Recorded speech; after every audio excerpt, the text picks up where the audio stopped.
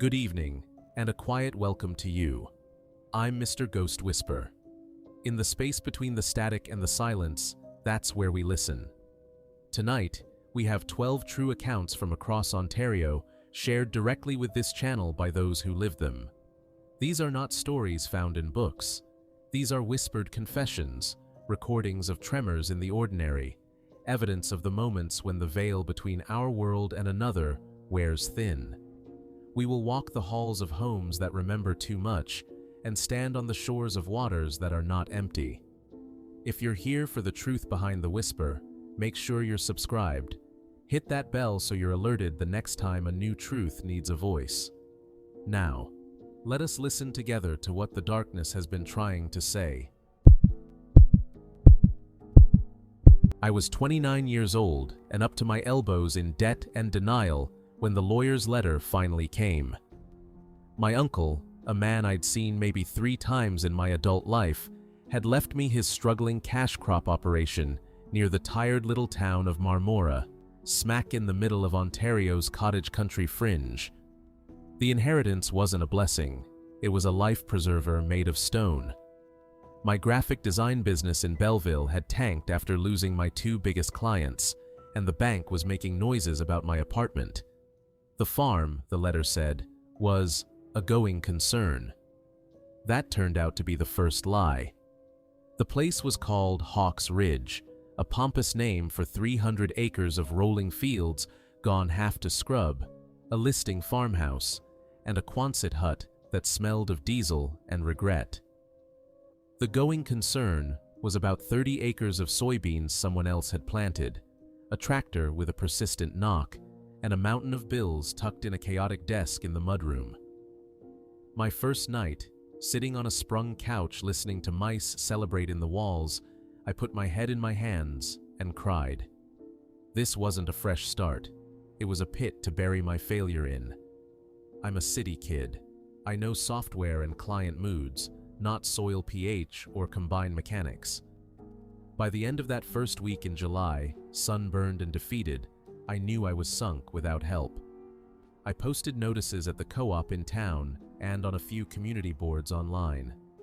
Most replies were from kids wanting summer cash or old-timers who just wanted to chat.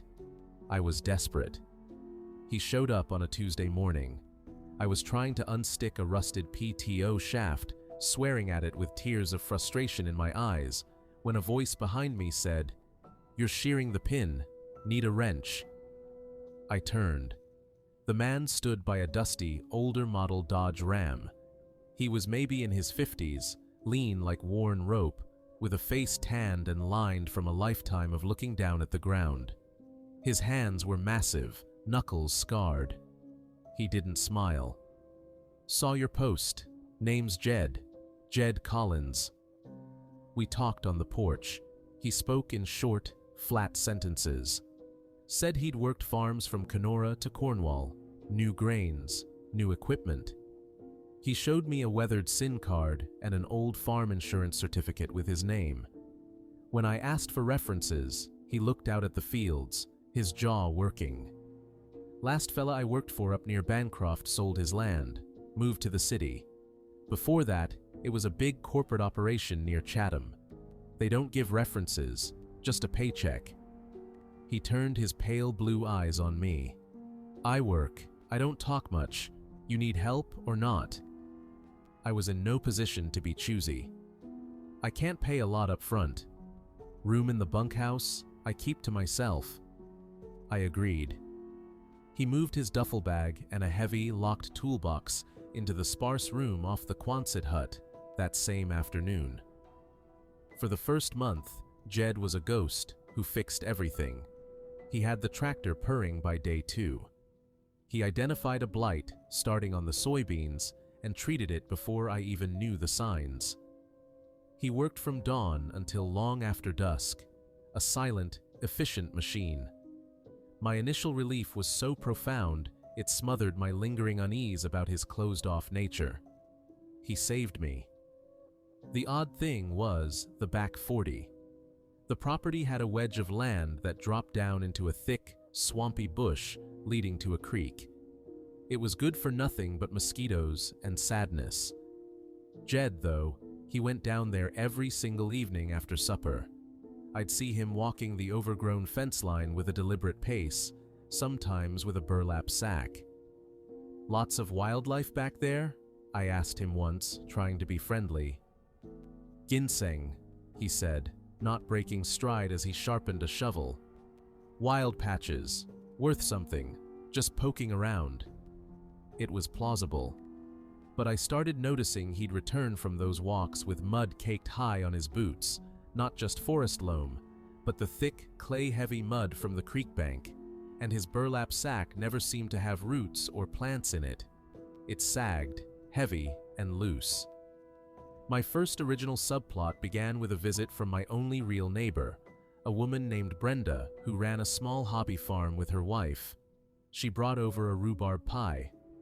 We were having coffee at my rickety kitchen table. "Heard you got some help," she said, nodding towards the window where Jed was welding a broken harrow tooth. "Jed. Yeah, he's a lifesaver." Brenda's cheerful face grew careful. "Jed Collins, you said?" "Yeah, you know him?" She stirred her coffee slowly. "Maybe. There was a fella worked the slaughterhouse over in Tweed a few years back. Name was Collins. Quiet. Kept to himself. Left after some trouble." "What kind of trouble?" "Oh, you know how small towns are. Gossip. Probably nothing." She changed the subject, but her eyes kicked off online. "Bored and sleepless one night, I did something I hadn't bothered with before. I searched Jed Collins' Ontario farm. Nothing. Then I tried Collins' farmhand. Buried in a years-old forum thread about farm work in eastern Ontario, a user with a generic name posted, "Watch out for the quiet ones. Worked with a guy, never stayed long. Had a thing for taking souvenirs from the farms. Weird stuff. A garden gnome. A wind chime. Called him the Magpie." The post was from 2016. It could have been anyone, but it felt like a cold finger on my spine. The real shift happened at the hardware store in town. Old Mike, the owner, was ringing up my order of nails and kerosene. The little TV above the counter was playing the noon news. A reporter stood in Peterborough, talking about a missing woman. A university student, last seen hiking a section of the trailway that skirted the northern edges of the county. It was the third such report in 2 months. The first, a waitress from Cobourg who never made it home. The second, a nurse from Brighton who vanished after a night shift. Mike shook his head, clucking his tongue. "Bad business. Cops got nothing, like they just evaporated." He handed me my change. "World's going to hell. You best be careful out there on that farm all alone, 'cept for that fella you got." I drove home, the news report looping in my head. Evaporated. When I pulled into the yard, Jed was cleaning his tools by the bunkhouse. I got out, trying to sound casual. "Heard about that missing girl on the news? Terrible stuff." Jed froze. The rag in his hand stopped moving on the wrench. His back, always so straight, seemed to coil tight. He didn't turn. "Lots of bad things happen," he said, his voice low and rough. "People should be more careful where they walk." His expression wasn't one of concern or sympathy. It was a blank, shuttered wall. But his eyes held a glint, like the sun catching the edge of a hidden blade. "Especially in the bush, easy to get lost, easy to stay lost." A chill, deeper than the autumn air, went through me. It was the most he'd ever said at once, and it felt like a threat dressed as folksy wisdom. That was the crack. After that, everything Jed did looked different. His efficiency seemed predatory. His silence felt like containment. His walks to the back 40 weren't for ginseng. They were a ritual. I waited until he took the truck to get a part he claimed he needed. Then I went to the bunkhouse. The door was locked. Peering through the grimy window, I saw his cot neatly made, a few clothes folded on a crate, and his toolbox, sitting squarely in the middle of the floor. It was a large, heavy-duty metal box with a stout padlock. But it wasn't just locked. The seams around the lid were sealed with what looked like duct tape, black and fresh. Who seals a toolbox from the inside? I didn't touch it. I went to the back 40 instead. Following his path was easy. The underbrush was trampled into a narrow trail. The air grew damp and still. The cheerful sounds of the farm faded, replaced by the buzz of flies and the squelch of my boots. The trail ended at the creek bank, a place of black mud and stagnant pools. And there, I saw it. A patch of earth, maybe 6 feet long, that didn't match. The moss and ferns had been carefully peeled back in mats, laid on top of fresh, dark soil. The transplanting was skillful, but the ferns were already wilting, betraying the disturbance. To the left, another patch, and near the base of a massive cedar, the ground was sunken in a subtle, rectangular depression. My breath came in short, sharp gasps. This wasn't a garbage pit. This was a gallery. A hidden, open-air gallery. I ran back to the house, my heart hammering against my ribs. I called the OPP. The dispatcher's voice was professionally neutral, tinged with the faint skepticism reserved for city folks with wild theories. "You're saying your farmhand might be burying garbage in a specific pattern?" "No, I'm saying I think he's buried people there," I shouted, my composure shattered. The silence on the line was heavy. She said an officer would come. They came 2 hours later. A young constable and a more senior sergeant. I showed them the photos on my phone, babbling about Jed's behavior, the toolbox, the news reports. The sergeant, a man named Miller, listened patiently. "We'll have a talk with Mr. Collins," he said. But when we went to find him, the bunkhouse was empty. The sealed toolbox was gone. The Dodge Ram was gone. Sergeant Miller's demeanor changed. He called it in. They got a warrant. In the bunkhouse, under Jed's cot, they found a floorboard that lifted. Not a toolbox, but a hiding place. Inside was a bundle wrapped in oilcloth.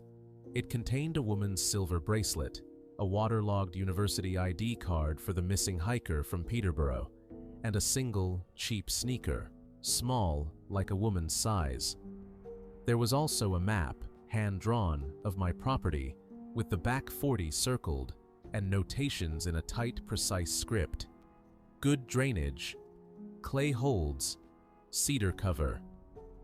The next day, the Major Crimes Unit arrived with dogs and equipment. They found the remains of the waitress from Coburg in the first disturbed patch. The nurse from Brighton was in the second. They didn't find the hiker in the sunken spot by the cedar. That one was still empty, waiting. Her ID had been a trophy, not a marker. They told me the method, the forensics, the likely timeline. It was clinical and horrific.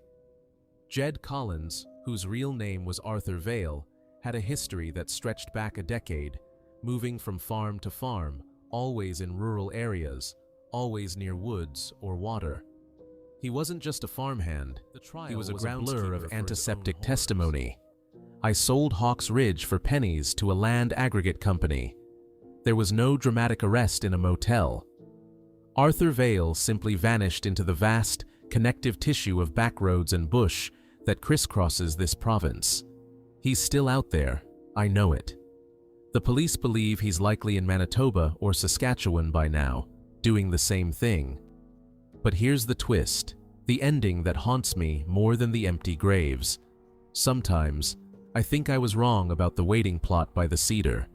I think it wasn't for the hiker. The timeline was wrong.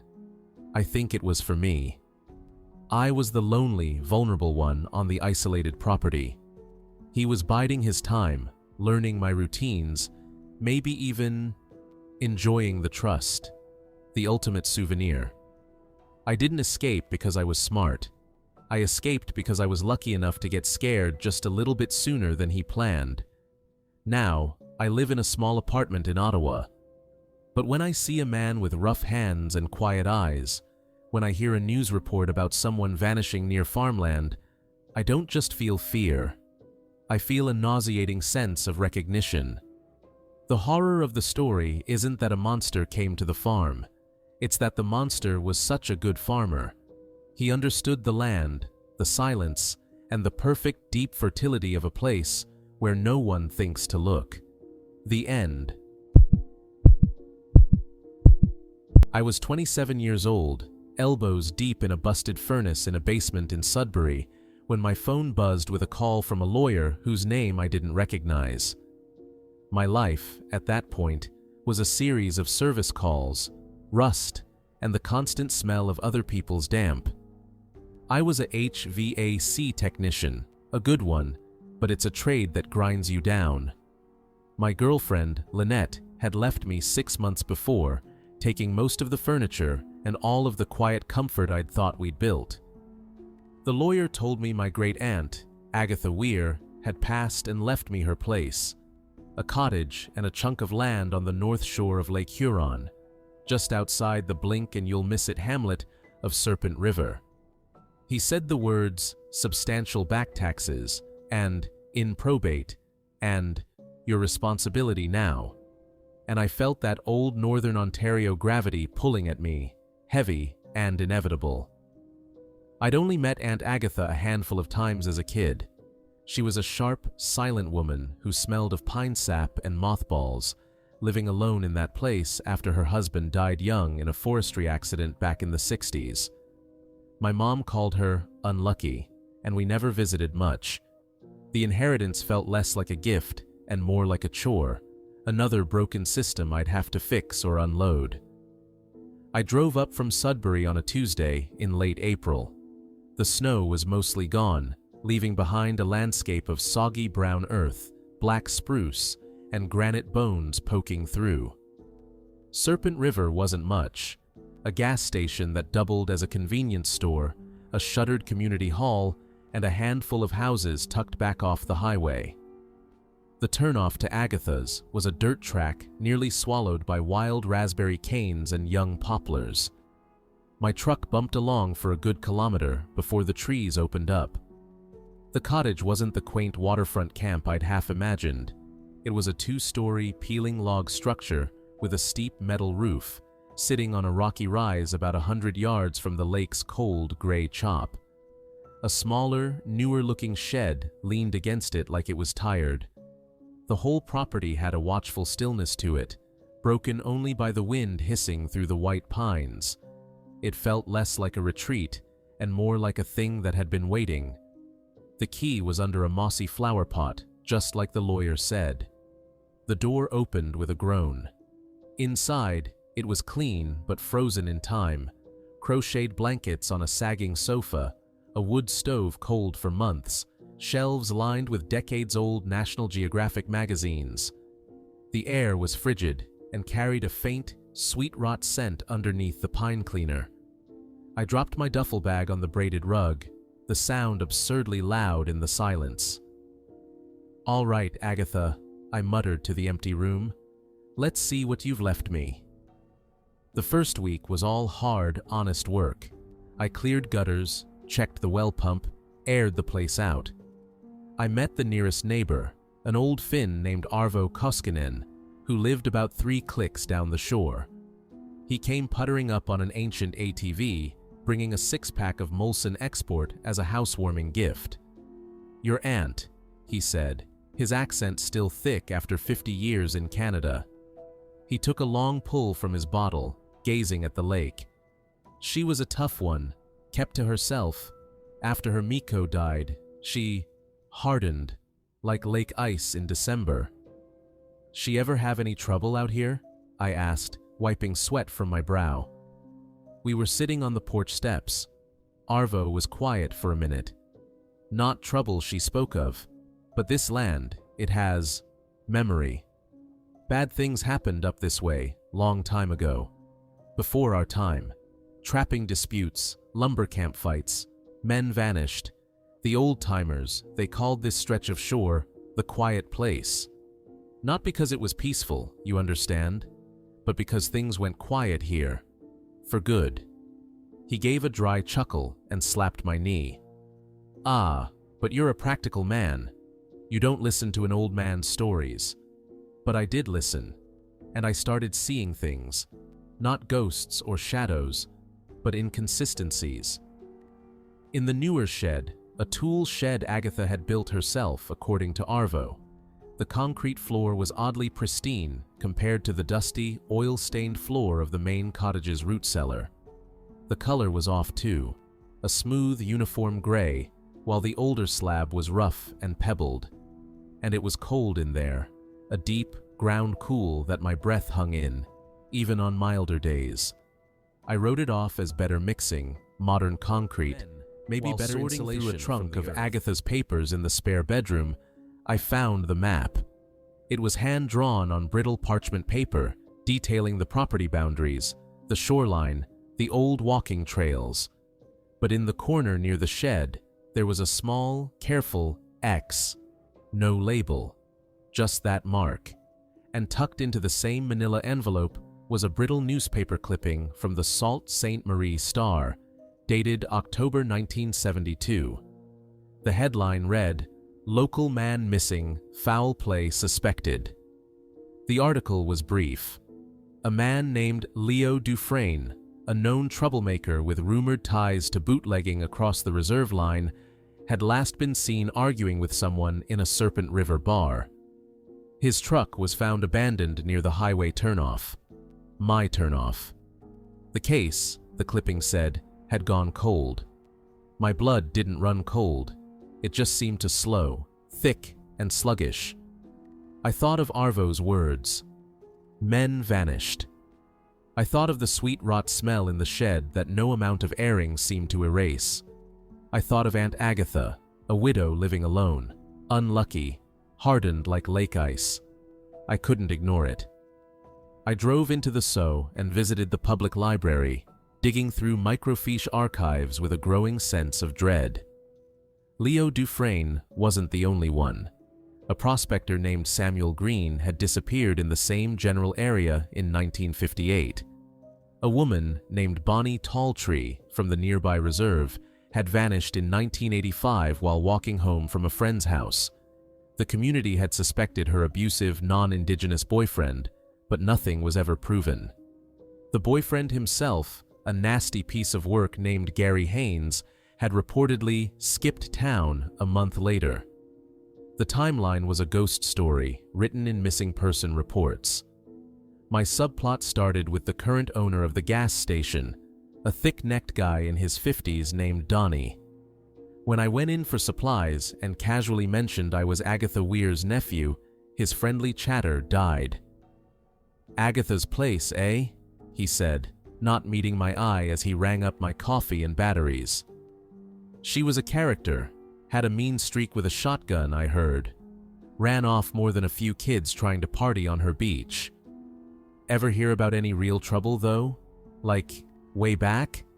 I pressed, trying to sound casually interested. Donnie's face closed like a trap. "Lot of stories around here, best not to dig. Ground's rocky enough." He pushed my change across the counter, a clear end to the conversation. The second subplot was more direct. A few days after the library trip, I woke to find a dead crow placed neatly in the center of the shed's concrete floor. Its neck was broken. It wasn't a cat or a fox. It was a placement, an offering, or a warning. Someone knew I was looking. That night, for the first time, I heard the sounds, not from the shed, but from the lake. A low, rhythmic scraping, like wood on stone, carrying over the water. I shone a flashlight from the porch, but the beam just dissolved into the mist. The sound would go on for an hour, then stop as suddenly as it began. I called the Ontario Provincial Police non-emergency line. The constable who came out 2 days later was polite, but visibly weary. He listened to my theory about the concrete, the map, the clippings. He took notes. "Mr. Kettleby," he said, using my last name. "This is all circumstantial. Your aunt had no record, not even a speeding ticket. Leo Dufresne was a small-time criminal who probably crossed the wrong people and ended up at the bottom of the lake. The tall tree case is still open, but it's a different detachments file. He looked at the pristine concrete. People pour new floors all the time. And a dead bird? He shrugged. Weasel. And the sounds from the lake? Ice shifting, old dock posts rubbing, wind. He handed me his card. If you find anything concrete, pun not intended, give us a call. But my advice?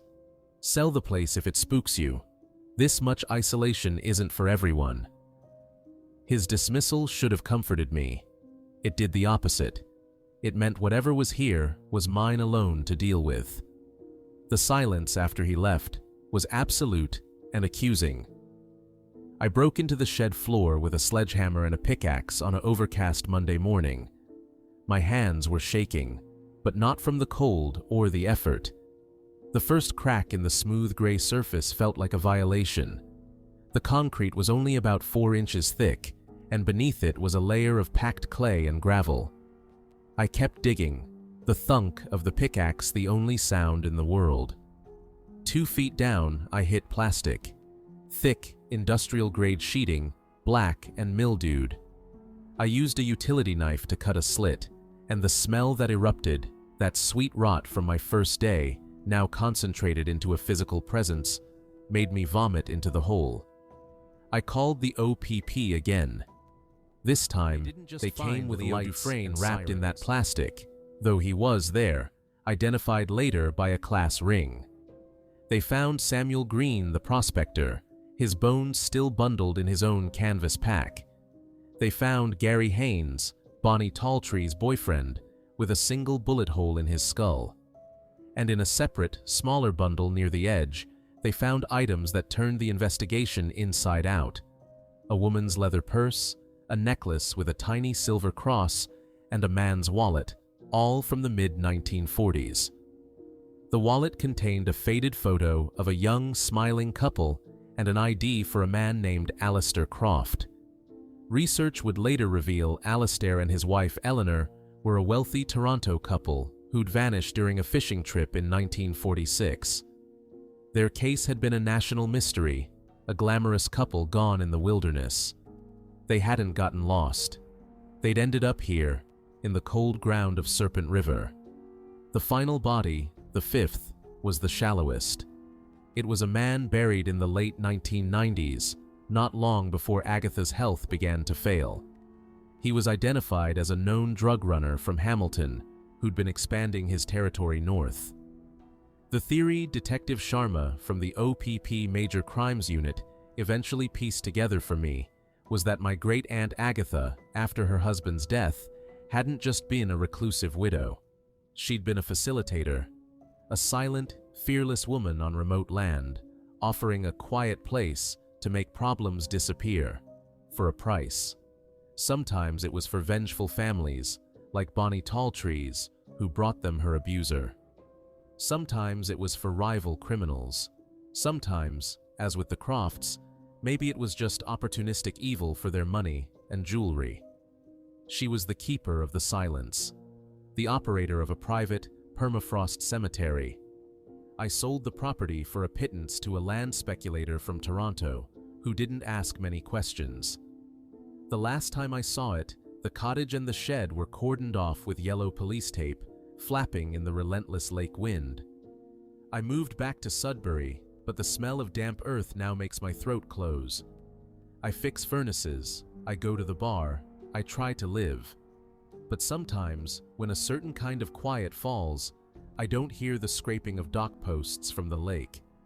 I hear the sound of the pickaxe hitting plastic. I see Donnie, the gas station owner's shuttered face. I wonder how many people in Serpent River knew, or suspected, that the unlucky old widow on the shore was the source of the quiet.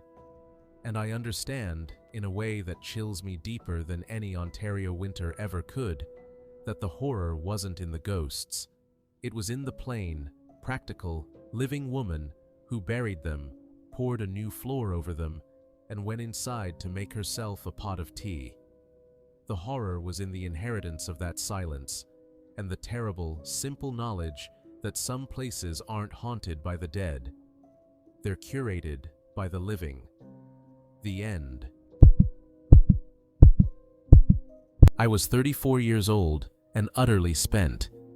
10 years of teaching high school English in Ottawa had left me with a permanent knot between my shoulder blades and a cynicism about teenagers that I knew wasn't fair.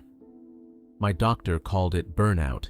My principal suggested a sabbatical. My own reflection in the apartment window just looked empty. So when I saw the listing for a fully furnished short-term lease on a historic property in Merrickville, a postcard-perfect village an hour south of the city, I didn't overthink it. I needed quiet. I needed space that wasn't my own.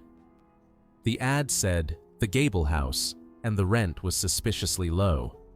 I called the number. The man who answered, Warren Thorne, had a voice like dry leaves rustling. "It's been in the family," he said. "We don't like it standing empty. Prefer a quiet tenant, someone who'll appreciate the character, not a party house." "I'm a teacher," I said, which felt like shorthand for boring and responsible. "I'm just looking for some peace and quiet to regroup." There was a pause on the line. "Quiet, it has in abundance," he replied, and we set a date for me to see it. The village was all limestone and flowering baskets, the Rideau Canal cutting a sluggish green path through its heart. The Gable House sat on a corner lot a few blocks from the main street, a tall, narrow brick thing with, yes, a sharp-peaked gable over the front door. It had gingerbread trim that needed paint and a deep porch shadowed by an ancient lilac bush. Warren Thorne was waiting on the steps, a man so thin and pale he seemed carved from chalk. He shook my hand with a grip that was surprisingly strong. "Elias," I said. "Warren, come in." The inside was a time capsule. Dark walnut wainscoting, floral wallpaper that was probably original, heavy furniture that smelled of beeswax and dust. The air was cool and still, with that particular silence old houses have, not an absence of sound, but a swallowing of it. Sunlight fought its way through lace curtains, laying dim patterns on the wide plank floors. "It's magnificent," I said, and I meant it. It felt like a place where you could hear yourself think, or finally stop thinking altogether. "It has its quirks," Warren said, leading me through a parlor to a small study. "The plumbing groans, the third step on the staircase creaks like a shot, and the west bedroom upstairs. It gets cold, even in summer, can't seem to fix the draft." He said this last part while examining a porcelain figurine on the mantel, not looking at me. "I can live with quirks." He turned then, his gray eyes assessing me. "Previous tenants haven't stayed long. The solitude gets to some. The age of the place. You're sure you're suited?" His concern felt more like a test than a warning. "I'm sure." I moved in the following weekend. The first few days were idyllic. I drank coffee on the porch, wrote in a journal I'd bought, hoping to rediscover myself, and took long walks along the canal. The house was gloriously, profoundly quiet. At night, I'd read in the parlor, and the only sounds were the settling sighs of the old bones around me. I slept deeply in the large east bedroom. Then, the noises began. Not the groans or creaks Warren had mentioned. These were different. It started with the sound of a rocking chair. A slow, rhythmic creak. Pause. Creak. Coming from the unoccupied west bedroom late at night. I'd check, my heart a dull hammer in my throat. The room would be empty, the antique rocker in the corner perfectly still. I mentioned it to Mrs. Dalrymple, my neighbor, an octogenarian who brought me a jar of strawberry jam. We were on her porch, watching the sunset bleed over the river. "The Thorne place," she said, shaking her head. She took a slow sip of her iced tea. "Lovely house. Sad history, though. Warren's great-grandfather built it. His wife died young, leaving him with a little boy. Story goes the man was consumed by grief, became a hermit in that house. The boy, well, he wasn't quite right after. Lived there his whole life too. What happened to him? I asked. She gave a vague wave. Oh, he passed on, years ago. But you know how it is in these old towns. Places hold on to things. She changed the subject firmly to the upcoming church bake sale. The noises escalated. The rocking gave way to footsteps, a slow, heavy tread pacing the hallway upstairs while I sat frozen downstairs. Then came the cold. Warren hadn't been exaggerating about the west bedroom.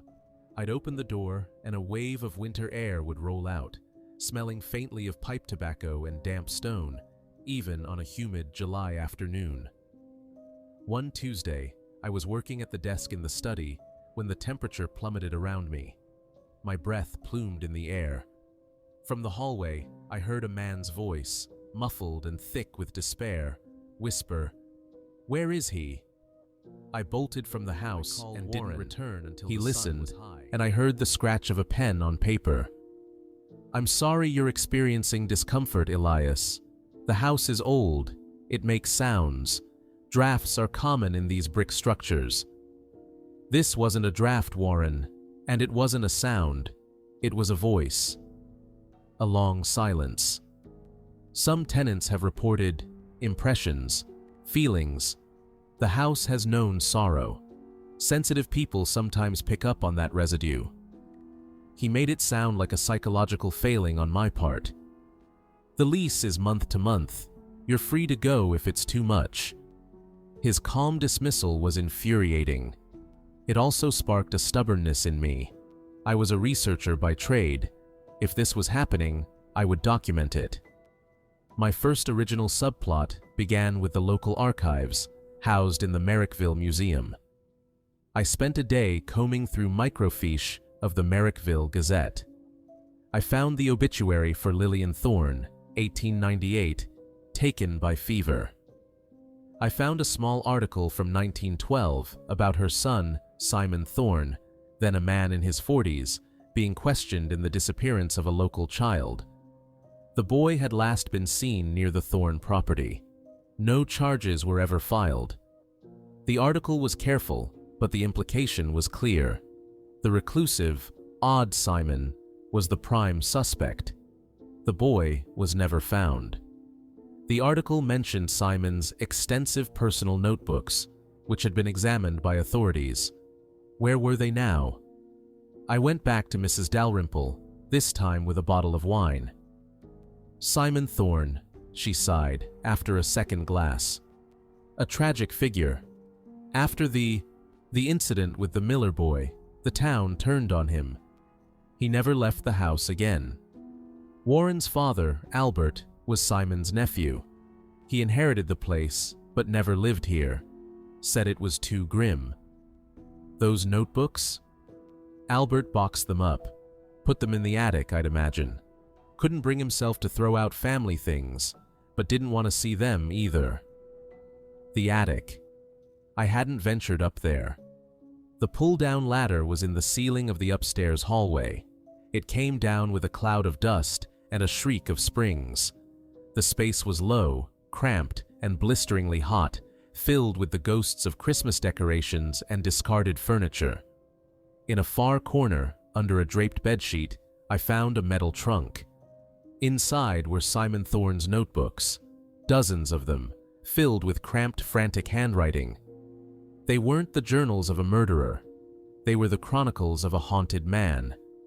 Page after page described sounds in the house, a child's laughter in empty rooms, the smell of his mother's perfume, the feeling of being watched.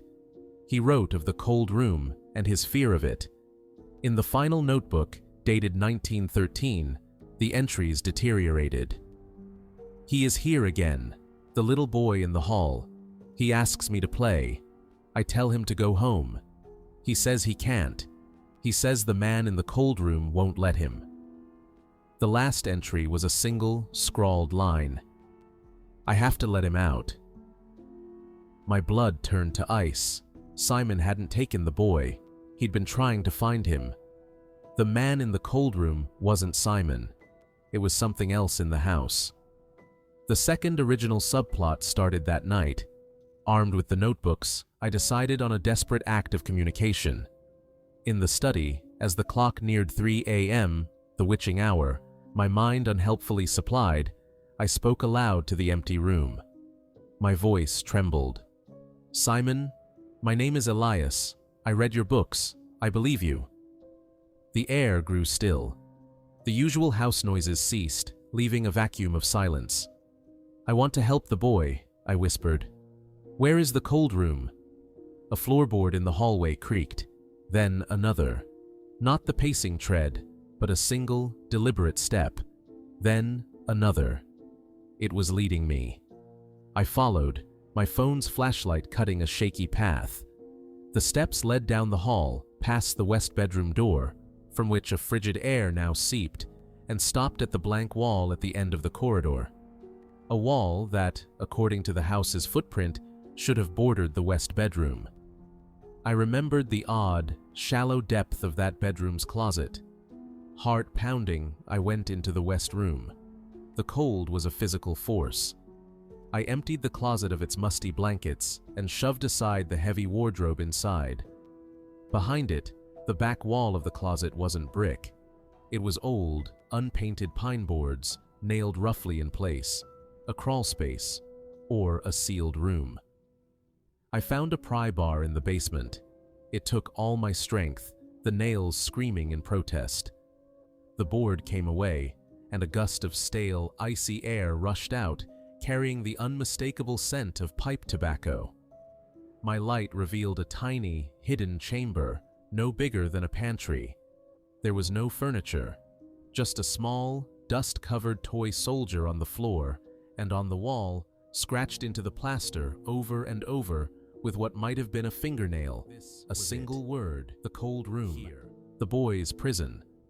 But the voice I'd heard, the despairing, "Where is he?" That wasn't a lost child. That was a grieving father. Simon's father. Warren's great-grandfather. The man who built the house. The man who lost his wife and, in his bottomless grief and madness, had stolen a neighbor's child to replace his own. Or had the boy just wandered in, and the broken man, in some twisted fantasy, kept him? The pieces slammed together.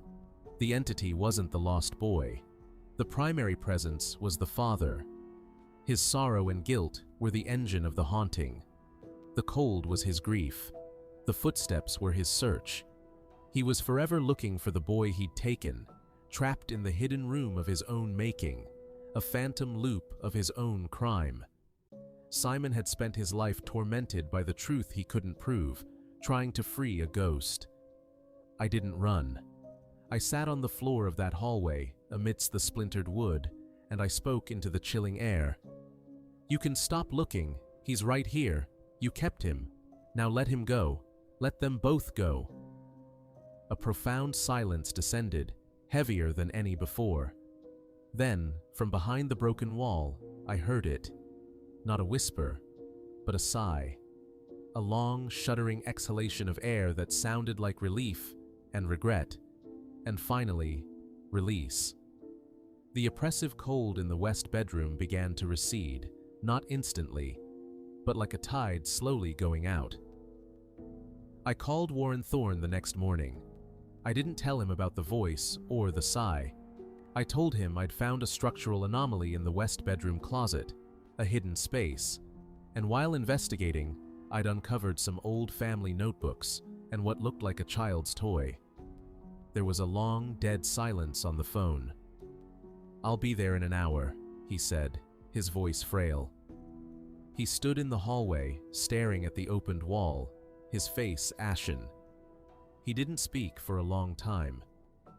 My father, he told me stories when he was drunk, about his Uncle Simon being obsessed with a hidden room, about his grandfather being not right. We never looked. We just kept the door locked. He turned to me, his eyes old and weary. "You should leave, Elias. This isn't your burden." But I didn't leave that day, or the next. The house was different. The quiet was no longer watchful, but simply quiet. The air was even, room to room. The gable house felt for the first time empty, truly empty. I stayed for the rest of the summer. I repaired the closet wall, leaving the hidden space sealed, but marked with a simple cross I carved into the new wood. I packed Simon's notebooks back into their trunk. Before I left in September to return to my classroom and my life, I placed the little tin soldier on the mantel in the parlor, where the light from the lace curtains could find it. The horror of the gable house wasn't in malicious ghosts or violent history. It was in the echo of a single, terrible, private act of madness, a grief so black it built a prison that outlived the man. The house wasn't haunted by the dead boy, but by the love that corrupted itself into a crime.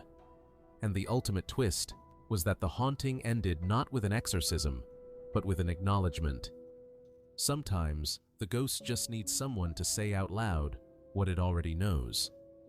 The end.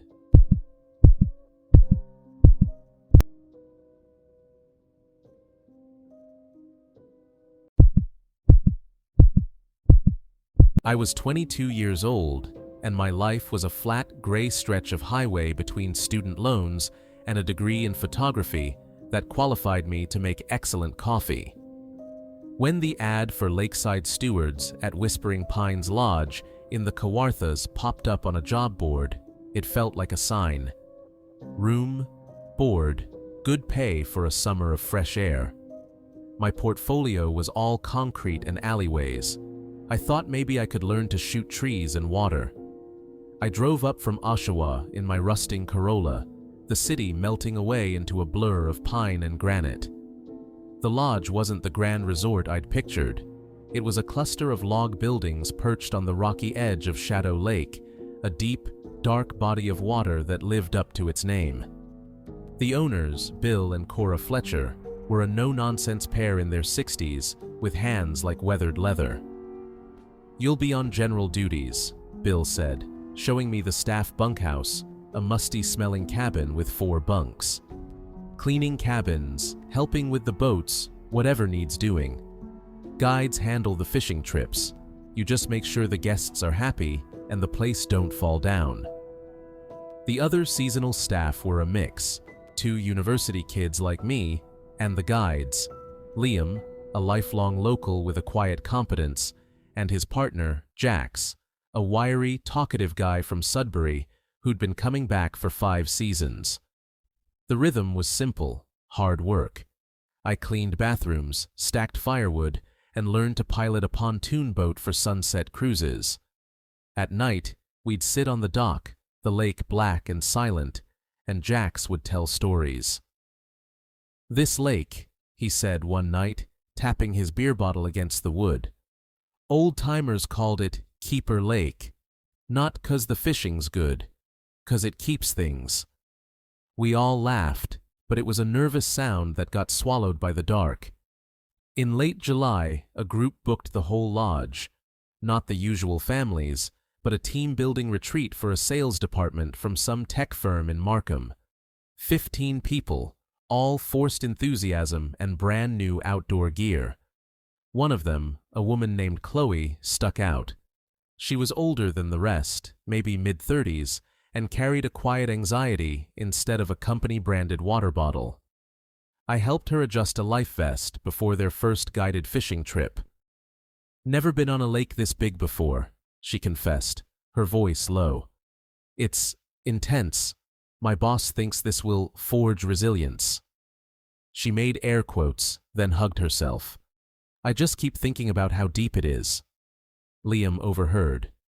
"Deep enough," he said, giving her a reassuring nod. "But we know her moods. You stick with the group, you'll be fine." The group was scheduled for a 3-day, 2-night excursion to the far north end of the lake, camping on a known island site. Liam and Jax would lead them. They left on a Wednesday morning, the 3 motorboats loaded down with gear, the guests' laughter echoing across the water.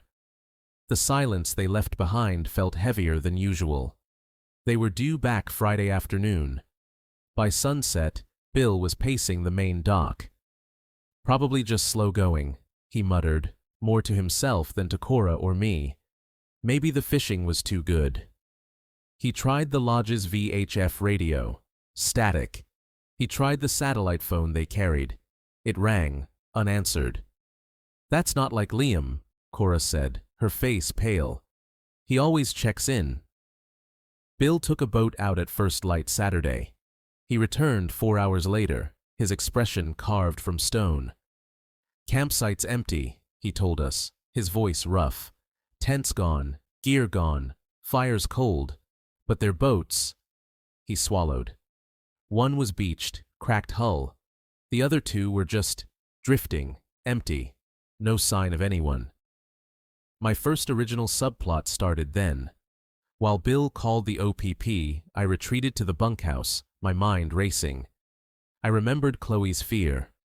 On a whim, I grabbed my camera and scrolled through the shots I'd taken casually that week. Candids of guests, staff, the lake. I'd taken a group photo of the sales team on the dock before they left. I zoomed in on the faces. Most were smiling. But in the back, one man, his name tag read, Devon, wasn't looking at the camera. He was staring past the lens, directly at Chloe, with a look that wasn't team spirit. It was cold, focused intensity, a predator's gaze. I hadn't noticed it live. The OPP and search and rescue arrived, turning our serene lodge into a command post. I showed the photo to a constable. He made a note, non-committal. Group dynamics can get strange under stress. They found Liam on Sunday. His body was floating in a secluded bay, a place off the direct route. He hadn't drowned. The autopsy would later confirm massive head trauma, consistent with a blow from a heavy, blunt object. The mood turned from concern to dread. Jax was found on Monday. He was in the woods, 50 yards inland from a different beach. He'd been shot. The news sent a shockwave through everyone. A gun. Out here. My second subplot emerged from a conversation with an elderly First Nations man named Walter, who sometimes did maintenance around the lodge. He found me staring at the lake, my camera useless in my hands. "They're looking in the water, in the woods," Walter said softly, following my gaze. "They think the lake gave up its secrets because it showed them too." "Where else is there to look?" I asked, desperate. He pointed a gnarled finger not across the water, but down, at the rocky shore beneath our feet.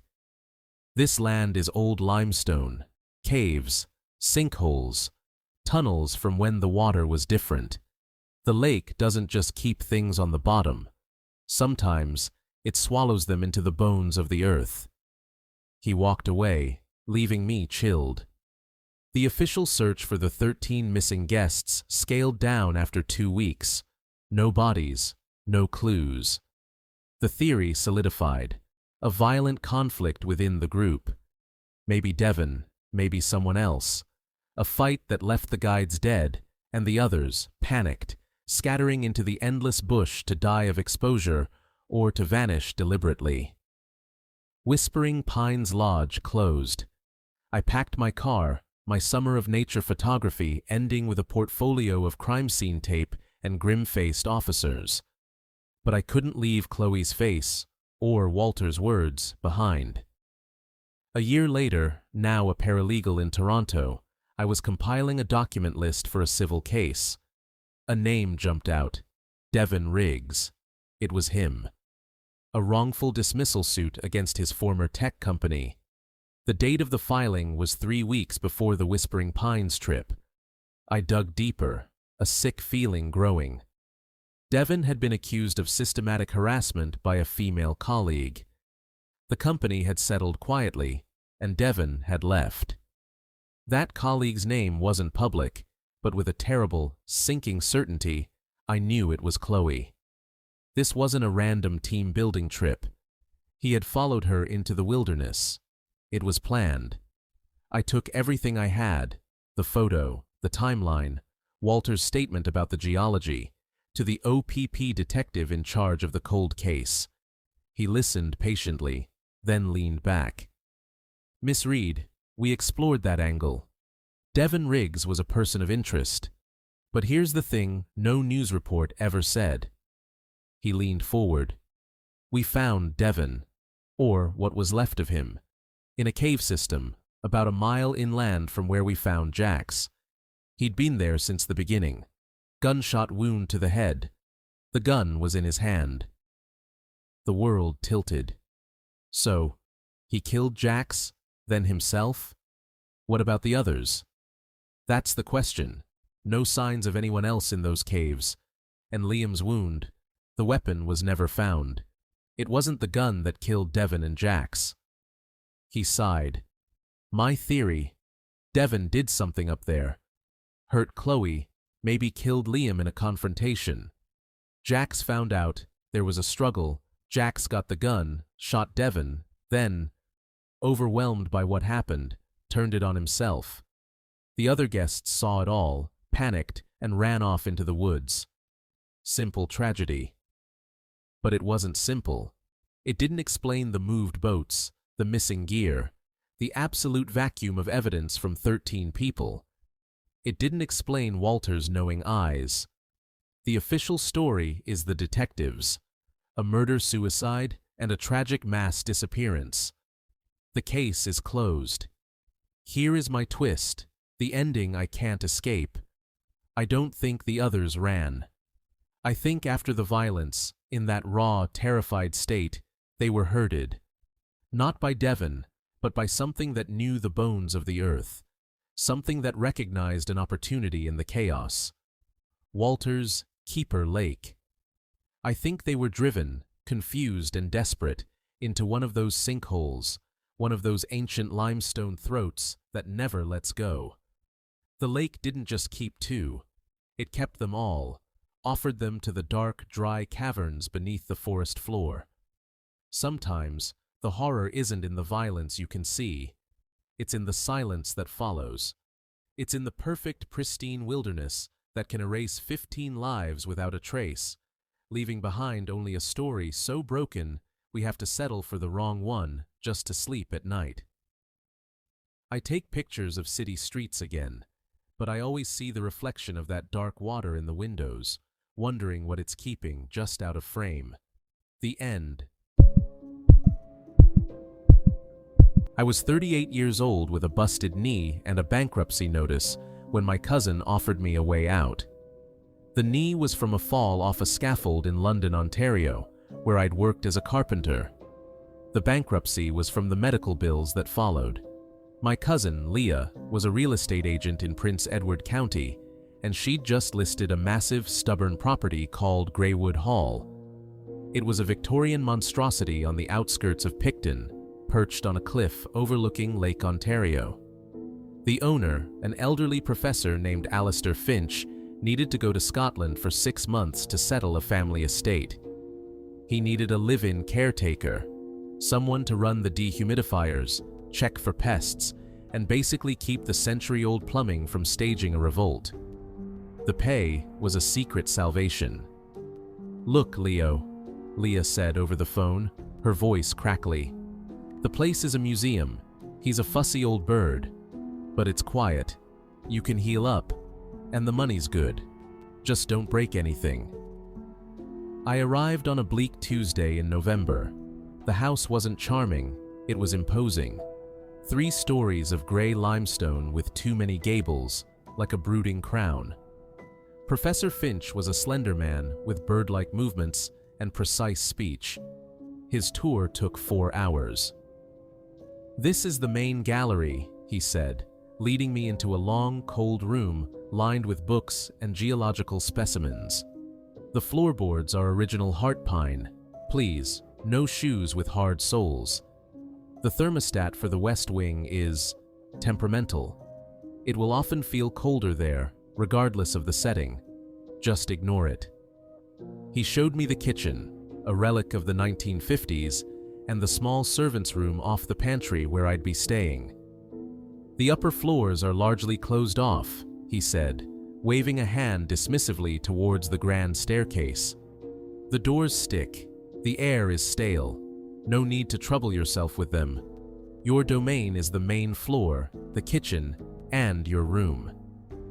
He left me with a binder of instructions and a handshake that felt like clutching dry twigs. "Greywood has been in my family since 1901, he said, his eyes lingering on the dark wood paneling. "It requires a respectful stewardship. Good luck, Mr. Doyle." The silence after his taxi disappeared was absolute and heavy. The only sounds were the distant groan of the lake wind and the steady drip-drip from a tap I couldn't quite locate.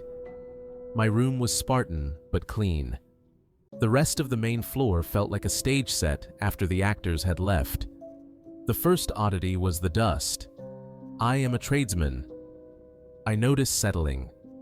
2 days in, I noticed faint scuff-like marks in the thin layer of dust on the gallery floor, leading from the base of the main staircase towards the library. Not footprints, just disturbances. I wiped the whole floor clean. The next morning, the scuffs were back, in a different pattern, curling around the large leather reading chair. Then came the doors. Not my bedroom door, but the double doors to the formal dining room, which I kept closed. I'd wake up, and they'd be standing ajar, exactly 6 inches, every time. I checked the latches, the hinges, the floor level. Everything was plumb and true. I called Leah. "The place is messing with me. Doors are opening." She laughed.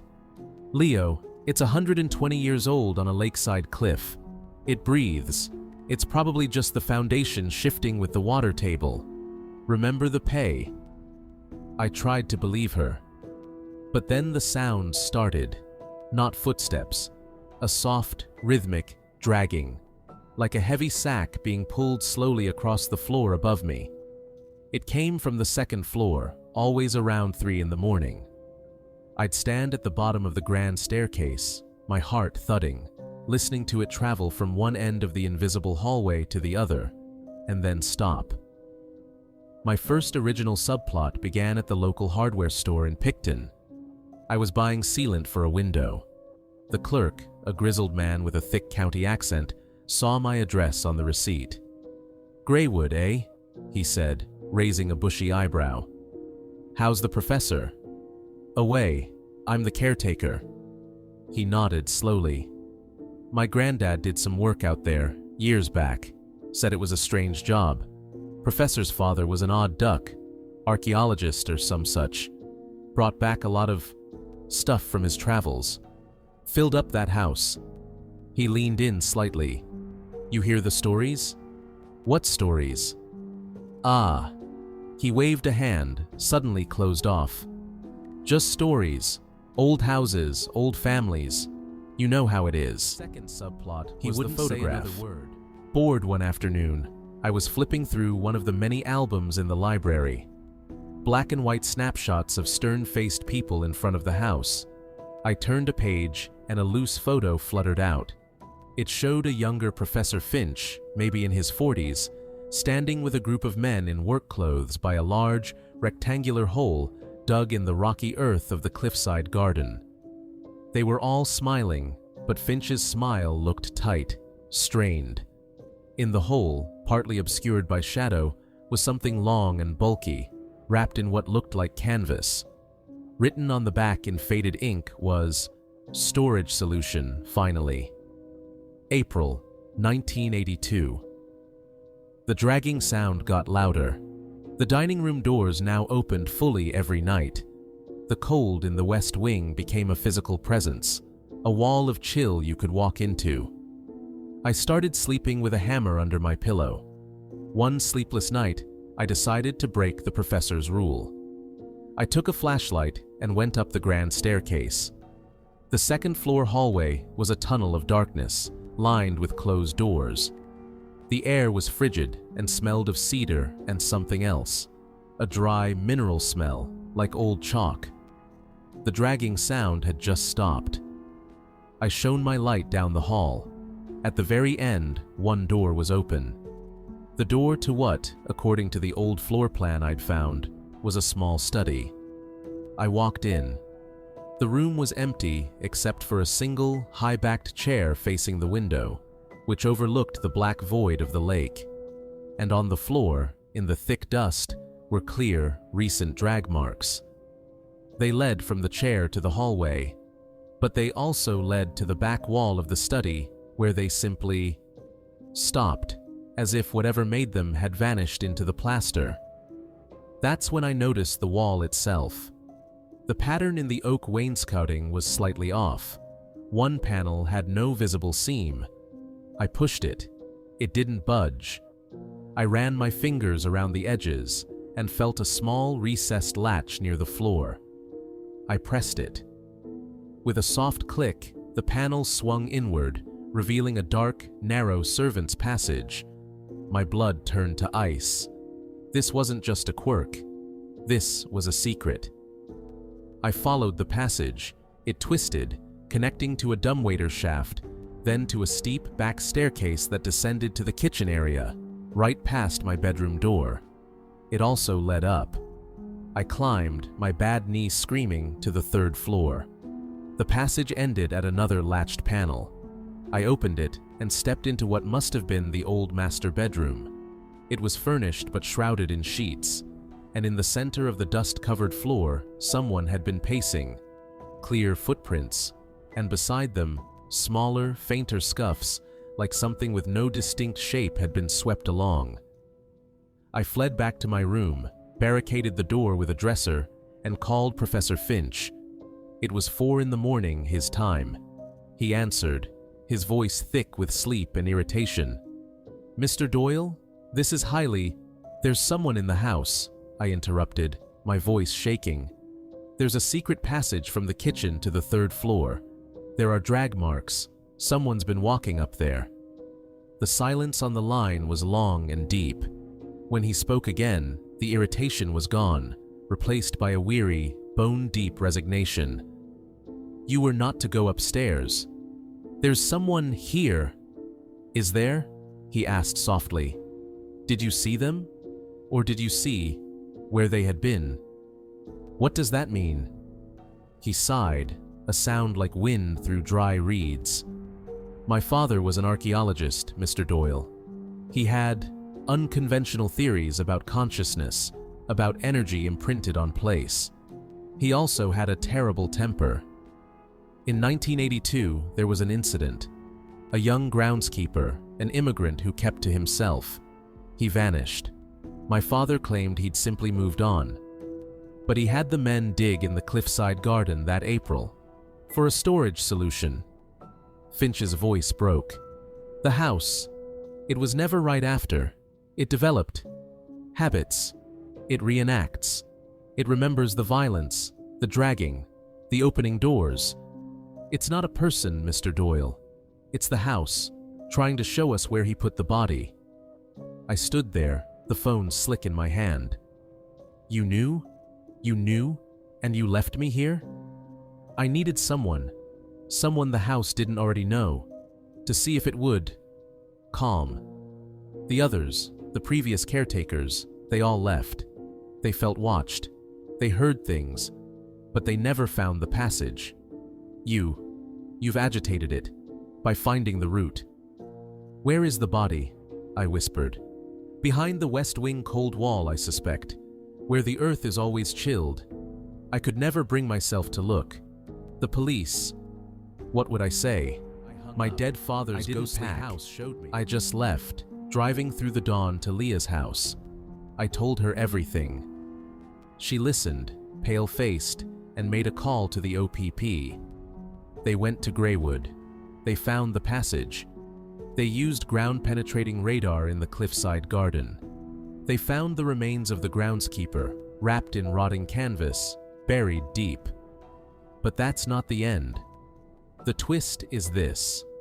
The police also scanned the interior West Wing wall, the source of the cold. They found an anomaly there, too. A hollow space. They opened it. It wasn't another body. It was a collection. Dozens of small personal items, a tarnished watch, a wedding band, a child's porcelain doll, a set of mechanics tools, items spanning decades, items that didn't belong to the groundskeeper. The official theory is that Professor Finch's father was a serial killer and the house absorbed his pathology. The current professor is under investigation as an accomplice after the fact, but I know what I felt. The house wasn't just remembering one crime, it was curating them. The dragging wasn't just one body being moved, it was a cycle. The opening doors weren't an invitation, they were a display cabinet opening. The horror isn't that a man died there, it's that the house approved. It kept the souvenirs. And it's still there on the cliff, waiting for a new steward, its rooms slowly cooling, its doors beginning to stir, ready to show its collection to anyone curious enough to look. The end. I was 47 years old when the Ministry of Natural Resources offered me what they called a soft landing. After 30 years as a fisheries biologist, mostly on the Great Lakes, my knees were shot and my tolerance for bureaucratic nonsense was nil. The posting was for a site manager at the Huron Shore Field Station, a government-owned lodge and research outpost on a remote stretch of Lake Huron north of Spanish. My job was part custodian, part logistician for the handful of scientists who still used the place. My wife had passed 2 years prior, and my daughter was grown and in Vancouver. The silence of the place sounded like a promise, not a warning. The station was a cluster of log buildings from the 1950s huddled on a rocky point. My domain was the main lodge, with its dusty lab and 3 rustic guest cabins. The nearest town was a 40-minute drive down a forestry road. My only consistent company was Anya, the cook and cleaner, a local woman from the nearby Ojibwe community who came in 3 days a week, and Gord, a retired trapper who handled odd jobs. Anya gave me the lay of the land on my first day, over strong black coffee. The researchers, they mostly come in the fall for the lake trout, she said. Summers are quiet. You'll have the place to yourself most nights. Perfect, I said. She hesitated, wiping her hands on her apron. There's rules. The old-timers and the band, they have them. You don't swim at night. You keep the boats pulled high, higher than you think you need to. And you don't go down to the old dock after sundown. Not ever.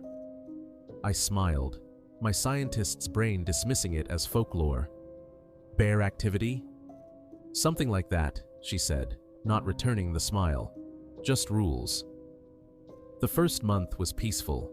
I repaired screens, organized decades of soil samples, and enjoyed the spectacular sunsets. The lake was a vast, moody slate. I noticed the others adhered to the rules religiously. Gord wouldn't even check the fish nets after dusk. One evening, I joked about it. Superstition runs deep here, eh, Gord? He didn't look up from whittling. Ain't superstition if it keeps your fingers attached. Water's different in the dark. Things come close to shore. My first original subplot began with the old logbooks. Bored one rainy afternoon, I pulled the station's operational records from a mildewed cabinet. Dry entries about supplies and weather. But in the margin of a 1978 log, in different ink, someone had scrawled, "Night sample disrupted. Apparatus from Dock 2 destroyed. Large subject. Advise against repeat." A few pages later, 1985. USCGS inquiry re. Acoustic anomalies. Provided sediment data only.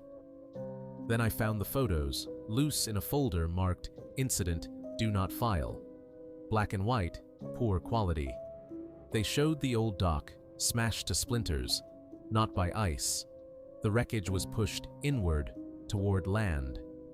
In one photo, a gloved hand held a ruler next to a mark in the mud, a wide, sinuous groove, with a strange tripartite indent at one end.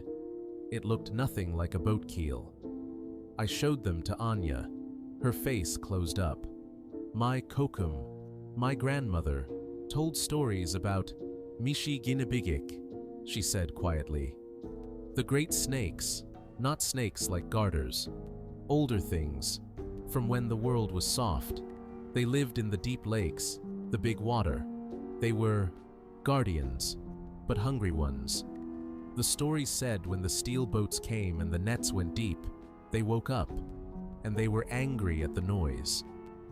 Anya, it's likely just a large sturgeon, or a log in the fog.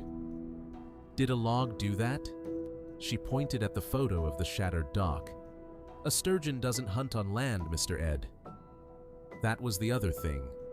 The rules made a grim kind of sense when I found the second subplot in the cold storage. I was doing inventory. Behind the spare canoes, I found a metal locker, locked. Gord had the key. He opened it with a sigh. Inside were 2 bear kits, flare guns, powerful air horns, and most chillingly, several livestock-grade tranquilizer dart rifles, loaded. For bears? I asked, my voice flat. For anything that gets too curious on the shore, Gord muttered. Ministry protocol, from the 90s, never had to use them. But you keep them ready. He just looked at me. You hear a sound like rocks grinding together down by the water, you don't go look. You pop a flare over the bay, usually does the trick. The incidents started subtly. The secure high line I used for the research skiff was found chewed through, the nylon fibers frayed as if by something with serrated teeth. Our trash bins, heavy barrels clipped shut, were dragged 30 feet toward the water and torn open. Not by raccoons. The clips were bent in July, I heard it. The sound. A deep, guttural pulse. More vibration than noise, coming from the water. It wasn't a loon, a beaver slap, or a boat. It was organic and huge. It made the fillings in my teeth hum. I stood on the porch, a flashlight useless in my hand, peering into the black. The pulsing moved, parallel to the shore, from the old dock east toward the rocky cove. Then it stopped. The silence it left behind was deafening. The next morning, a 3-person geology team from Laurentian University arrived. I didn't mention the sound. They were there to take core samples from the cliff face. Their leader, Dr. Sharma, was brilliant and brisk. On their second night, one of her students, a young guy named Kyle, decided to test the local lore. Gonna get some star trail photos down by the water, he announced after dinner, grabbing his camera. The dock's off limits after dark, I said, trying to sound firm, not frightened. He grinned. What, worried about the Lake Huron Loch Ness monster? I'm from Sudbury. We've got bigger things in our pits. I couldn't stop him without sounding insane.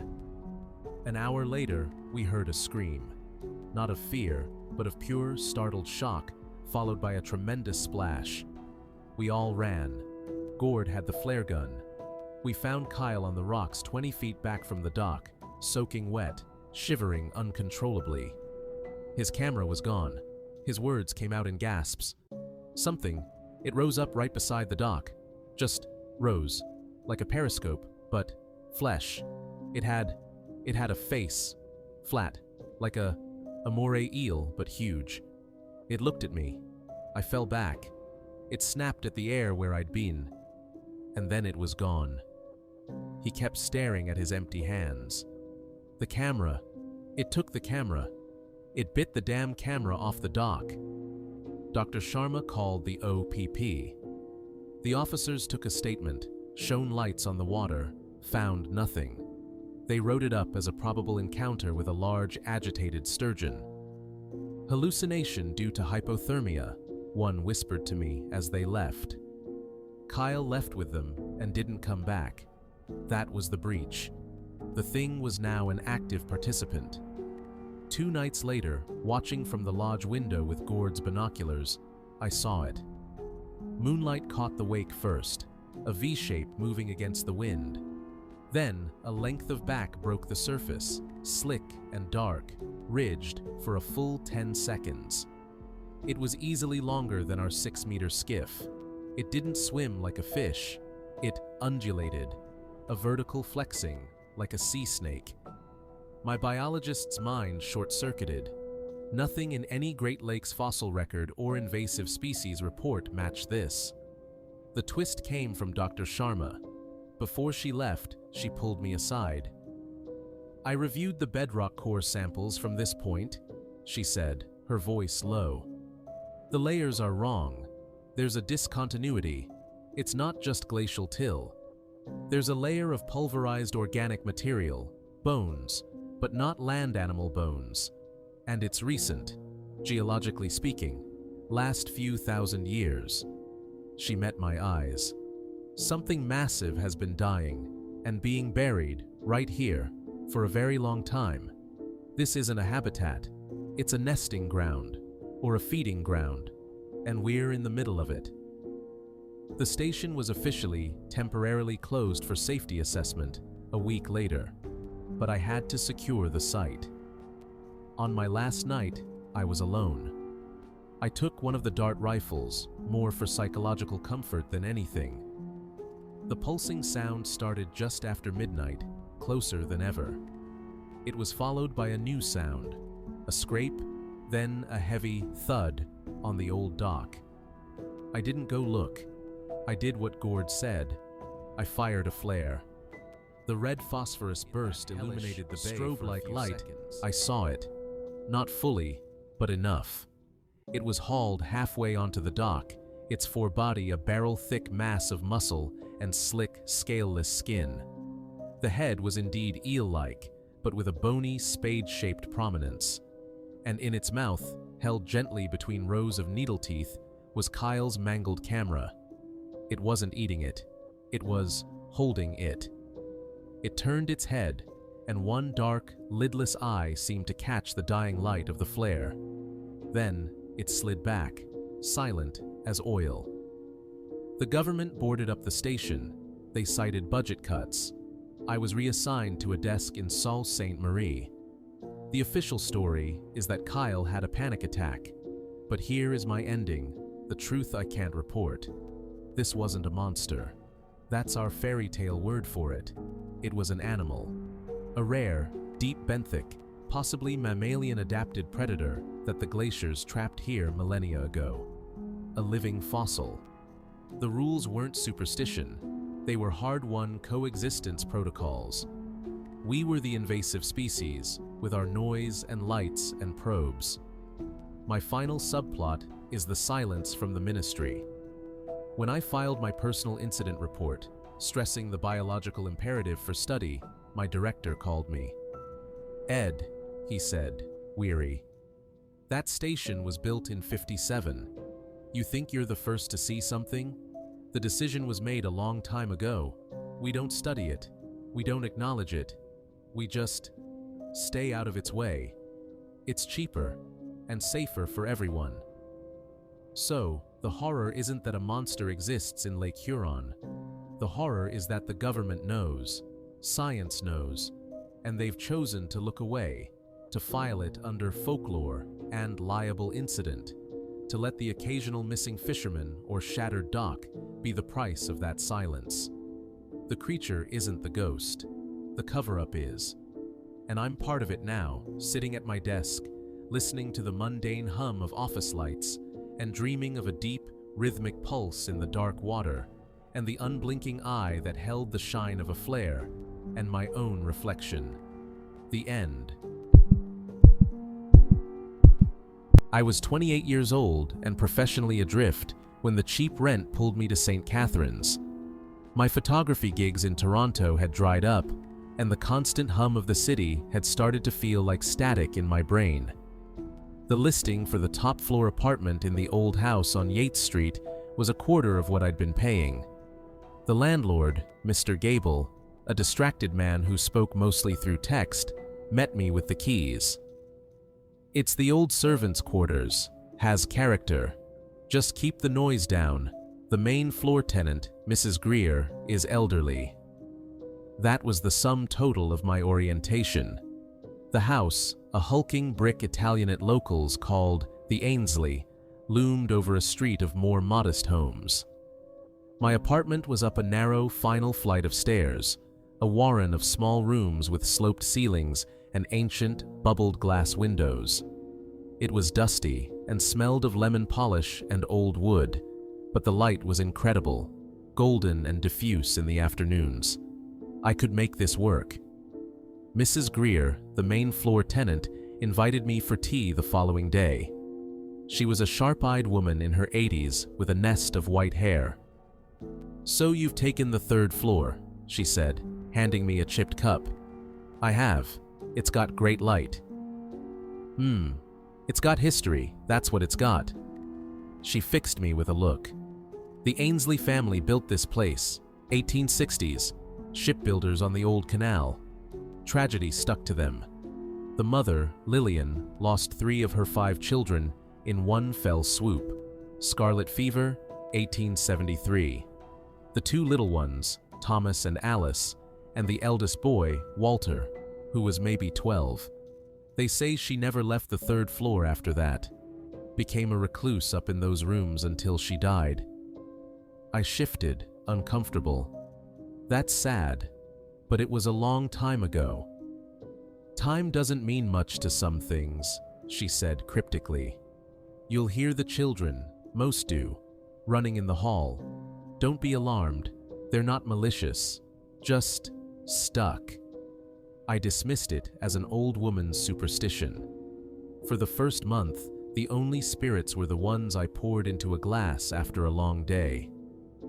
The house was quiet, save for its normal groans and sighs. It began with the marbles. I was a tidy person.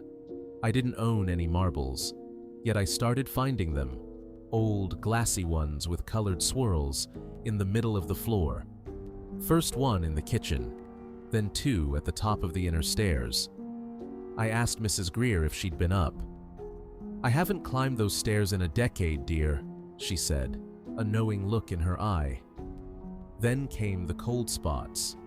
Not drafts. These were sudden, localized plunges in temperature, like walking into an invisible walk-in freezer.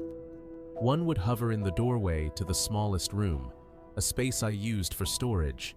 The air in there would be frigid, while the hallway remained warm. My breath would plume.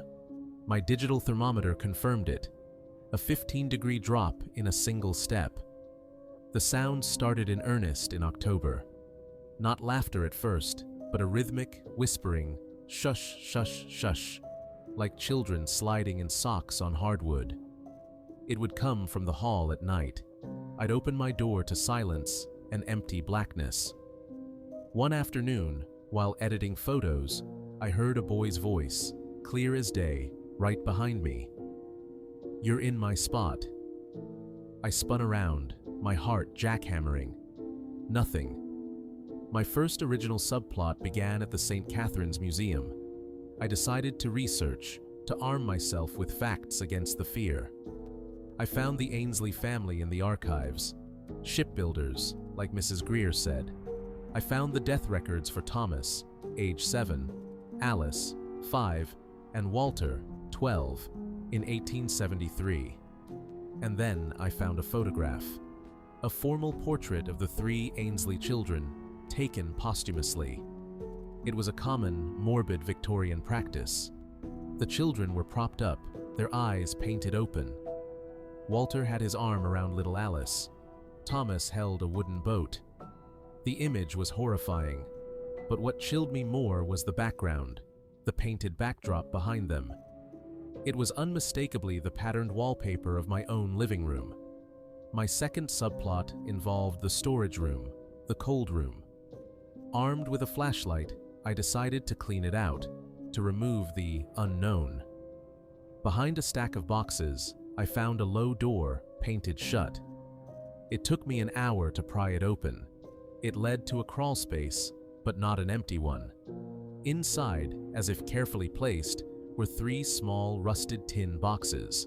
In one, a collection of smooth, lake-worn stones. In another, a dried pressed maple leaf. In the third, a small hand-whittled wooden boat, its sail a scrap of faded cloth. Walter's boat from the photo. These weren't artifacts stored by an adult. These were a child's secret treasures, hidden away and never retrieved. Now I heard the distinct sound of the wooden boat being dragged along the floorboards. The marbles would appear in intricate, winding lines, like the course of a creek. The cold in the storage room became so intense I could see frost forming on the inside of the window pane on a mild November night. The climax happened on a night of freezing rain. I woke to the sound of 3 distinct sets of footsteps running a circuit, from the storage room, down the hall, into the main room, and back. A frantic, playful cadence. Then, a loud, single thump from the storage room, like something heavy had been dropped. I couldn't ignore it. I got up, my robe tight around me, and approached the storage room door. The cold emanated from it in waves. I pushed it open. The room was as I'd left it, except for one thing. In the center of the floor, the 3 tin boxes were arranged in a triangle, and standing within that triangle, for just a moment, were 3 faint, shimmering outlines in the dark. Not the detailed figures of my imagination, but more like heat haze in the shape of children. The tallest in the middle. I felt a wave of emotion that wasn't my own. Not fear, but a profound, aching loneliness, mixed with a desperate want to play. Then it was gone. The room began to warm, rapidly. The boxes were just boxes. I didn't run. I sat on the floor in that room until dawn. I understood then. They weren't trying to scare me. They were trying to include me. I was the only one up here in their space, and they were bored, lonely children from 1873.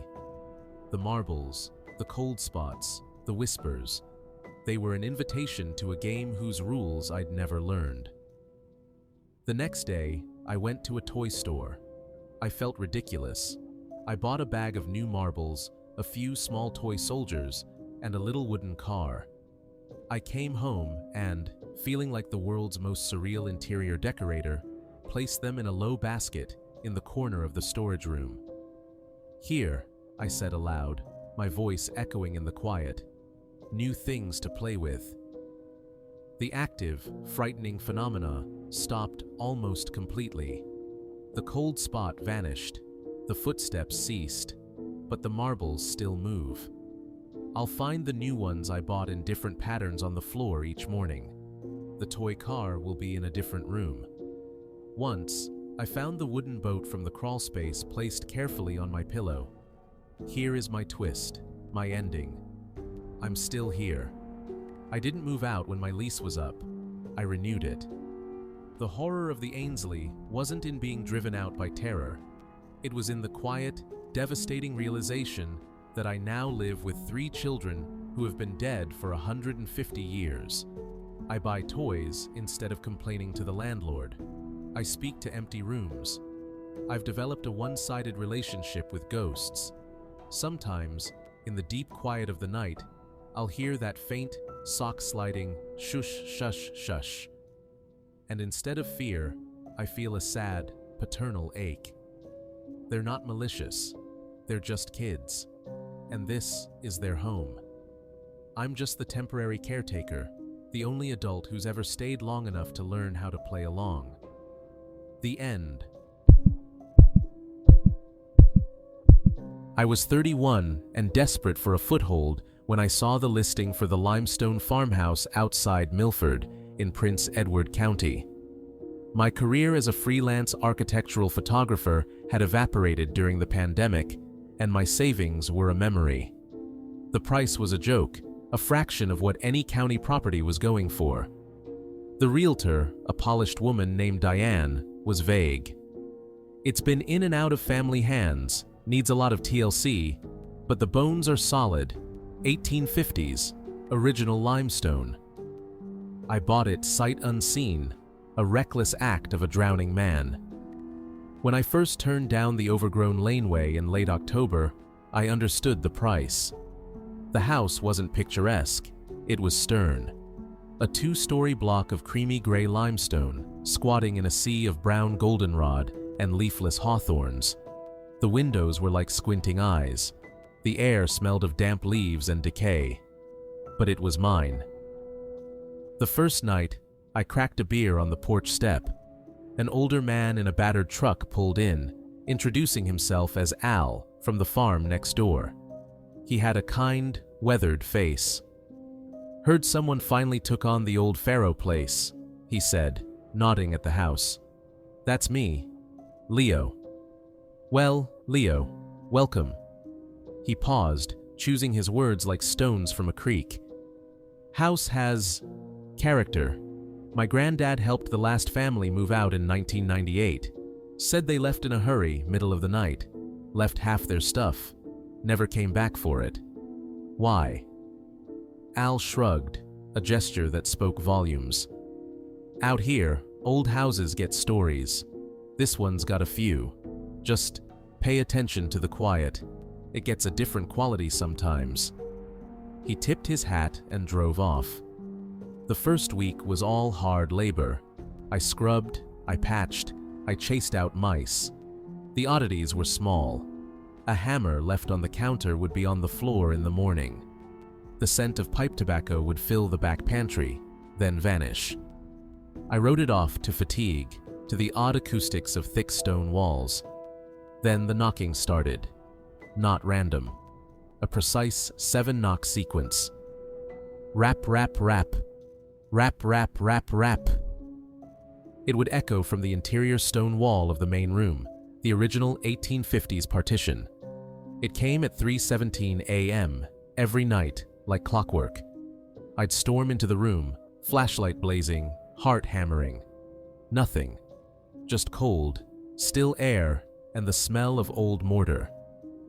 I started digging at the Prince Edward County Archives in Picton. My first original subplot began there. The archivist, an elderly man named Mr. Henderson, grew still when I gave the address. Faro Farm, yes. He pulled a slim, uncatalogued file. "We have this, donated anonymously years ago, mostly utility bills. But there's this." He slid out a single, yellowed sheet. It was a letter, dated 1891, from a woman named Elspeth Faro, to her sister in Belleville. "Dearest Agnes, the trouble continues. John insists it is the house settling, but no house settles with such malice. The knockings have a rhythm, as of a signal. The children are terrified of the back kitchen. Martha swears a shadow man pinched her arm, and the bruise is there, black as thunder. The minister came and prayed. It was worse after. Last evening, every pot and pan in the cupboard was found stacked in the center of the yard. John cannot explain it. I fear we have offended the very stones." The letter ended abruptly. I felt a cold recognition. The knocking. The back kitchen. My unusable, icy pantry.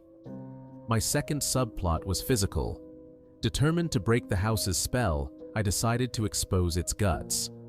I began carefully removing the 1970s drywall in the main room to expose the original limestone.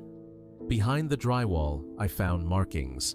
Not graffiti, but calculations, dates, rainfall amounts, crop yields, scratched into the mortar between stones, a farmer's ledger, and among them, phrases. It listens. Do not speak of it at night. The well is bad. The night after I exposed that wall, the activity changed. The knocking remained, but now it was answered.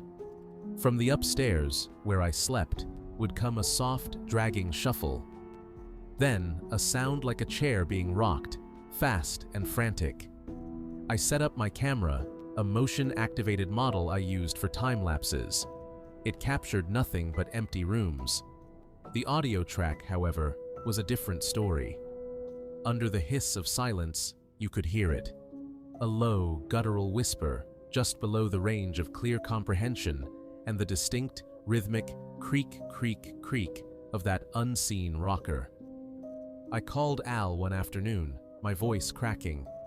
"Al, what really happened here?" A long sigh. My granddad said the pharaohs weren't the first. The original builder, Duncan McCrae, lost his wife and a son to typhoid in 1858. When a bit mad, they say, started adding rooms, then sealing them up, tore out the original staircase.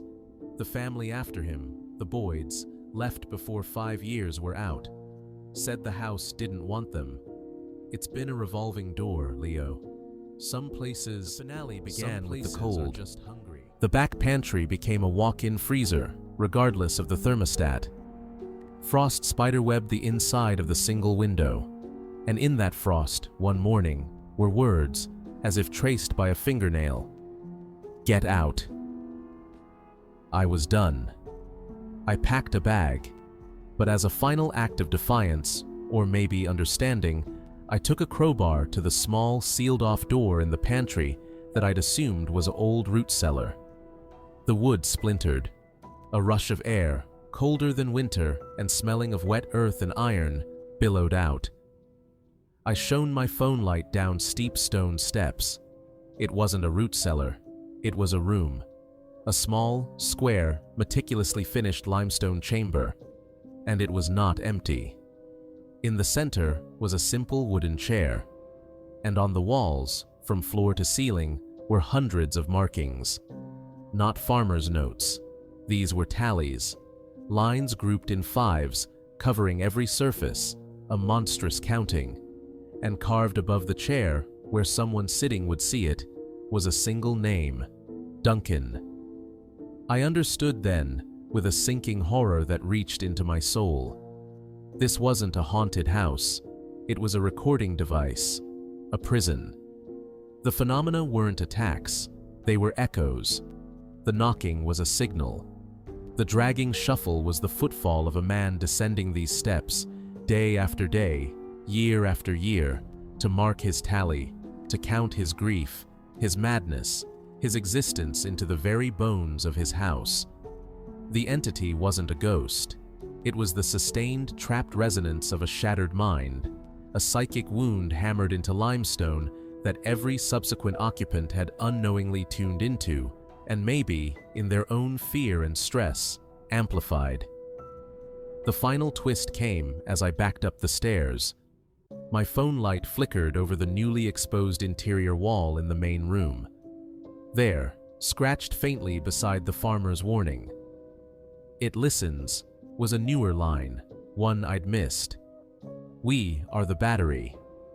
We, the occupants, our fear, our stress, our modern frenetic energy, we weren't victims. We were the power source. We were winding the clockwork of Duncan McCrae's madness every time we jumped at a noise, every time we felt watched, every time we whispered our fears in the dark. The house fed on attention, and I had given it a feast. I didn't just leave. I sold the property to a developer from Toronto for a loss, who laughed at my ghost stories. I heard he plans to turn it into a luxury vacation rental, authentic historic character. I sometimes check the listing online. The photos are beautiful, all exposed stone and trendy furniture. They've made the hidden chamber a speakeasy-style wine cellar. I want to warn them. But who would believe me? The horror of the Pharaoh house wasn't that it was haunted. It was that it was a machine, perfectly engineered by grief and isolation to perpetuate itself. And we, the lonely, the desperate, the seekers of character, were just the perfect fuel. The knocking hasn't stopped. I hear it now, sometimes, in the deep silence of my city apartment, a 7-knock rhythm in the pipes. I just pray no one else is listening, somewhere, feeding it. The end. I was 36, and my life had become a series of polite rejections from university history departments. My PhD thesis on Industrial Architects of Eastern Ontario, 1880 to 1920, was a guaranteed conversation ender. So, when the offer came to be the live-in curator and caretaker of Chimera Hall in Kingston, I grabbed it. It wasn't academia, but it was a roof over my head and a subject to immerse in. The hall was a bizarre, circular stone mansion built in 1890 by a reclusive railway magnate named Alistair Croft. The local historical society had just acquired it through a bequest, and they needed a responsible presence to oversee its stabilization. My first tour was with Eleanor from the society. The hall was a fortress of rusticated limestone, its central feature a 3-story round tower flanked by odd, angular wings. "It's a fascinating folly," Eleanor said, her keys jangling. Croft was obsessed with the concept of the perfect form. He believed circles promoted harmony. The interior is unconventional. That was an understatement. The main floor was a radial maze of wedge-shaped rooms flowing around the central tower core, which housed a spectacular spiral staircase. The walls were curved, doors were set on angles. It was disorienting and beautiful. "There's a small apartment in the East Wing for you," Eleanor said. "The main structure is off-limits for living quarters, insurance. Your job is daily walkthroughs, climate monitoring, and coordinating the conservators. Oh, and the history." She handed me a slim file. Croft was a controversial figure. Never charged, but there were rumors. 4 housemaids vanished from his employ between 1895 and 1905. The police of the day questioned him extensively, but without bodies or evidence. She shrugged. "Another rich man's ghost story. Still, gives the place color." I moved in on a blustery March day. The apartment was modernized and cozy. The main hall, however, was a tomb of polished wood and cold stone. My daily rounds felt like orbiting a silent, sleeping planet. I began to study Croft. The historical file was sparse, but in the Kingston archives, I found more. Newspaper clippings hinted at the Croft conundrum. The missing women, all young, all from poor families, their disappearances noted but not vigorously investigated. Croft had donated heavily to the police benevolent fund. A letter from a mayor of the time called him a pillar, albeit a peculiarly shaped one. My first original subplot began with the geometry. Croft's architectural plans, beautifully drafted, were in the file. As a historian, I appreciated them. As a caretaker, I used them to check room dimensions. With a laser measurer, I started verifying spaces. The library wedge was off. According to the plan, the curved exterior wall and the interior wall of the central core should have created a specific volume. My measurements came up short by about 80 cubic feet, a substantial void. I mentioned it to the first conservator, a gruff stonemason named Frank, who was repointing the tower. "Old places are full of secrets," he grunted, not looking up from his mortar. "Chimneys, flues, old cold storage. Don't go chasing echoes, son. You'll just get dust in your lungs." But I was a historian. Chasing echoes was my job. The second subplot was auditory. I started hearing a hum, a low, almost sub-audible vibration that seemed to emanate from the central tower. It was strongest in the second-floor music room, a wedge-shaped space with no instruments. I'd stand in the center, and the hum would resonate in my sternum. I brought Eleanor in to hear it. She stood for 5 minutes, then shook her head. Tinnitus, maybe? Or the wind in the tower cupola. These old places are symphonies for drafts. The disconnect between my measurements and the plans gnawed at me. I focused on the music room. The interior wall here was the curved shell of the central tower. I tapped. It sounded solid. But at the base, behind a heavy built-in cabinet that held sheet music, empty save for dust, my knocking tone changed. Hollow. It took me 2 days to carefully, painstakingly empty and move the cabinet, fearing I'd damage it. Behind it, the elaborate walnut wainscoting looked seamless. But following the curve, I found a slight irregularity, a vertical line that wasn't a join in the wood. I pressed. Nothing. I pushed. With a soft, gritty sigh, a section of the wall, perfectly fitted, swung inward. A chill revealed a narrow, curved passage following the tower's interior. A secret corridor. Heart-hammering, I slid inside.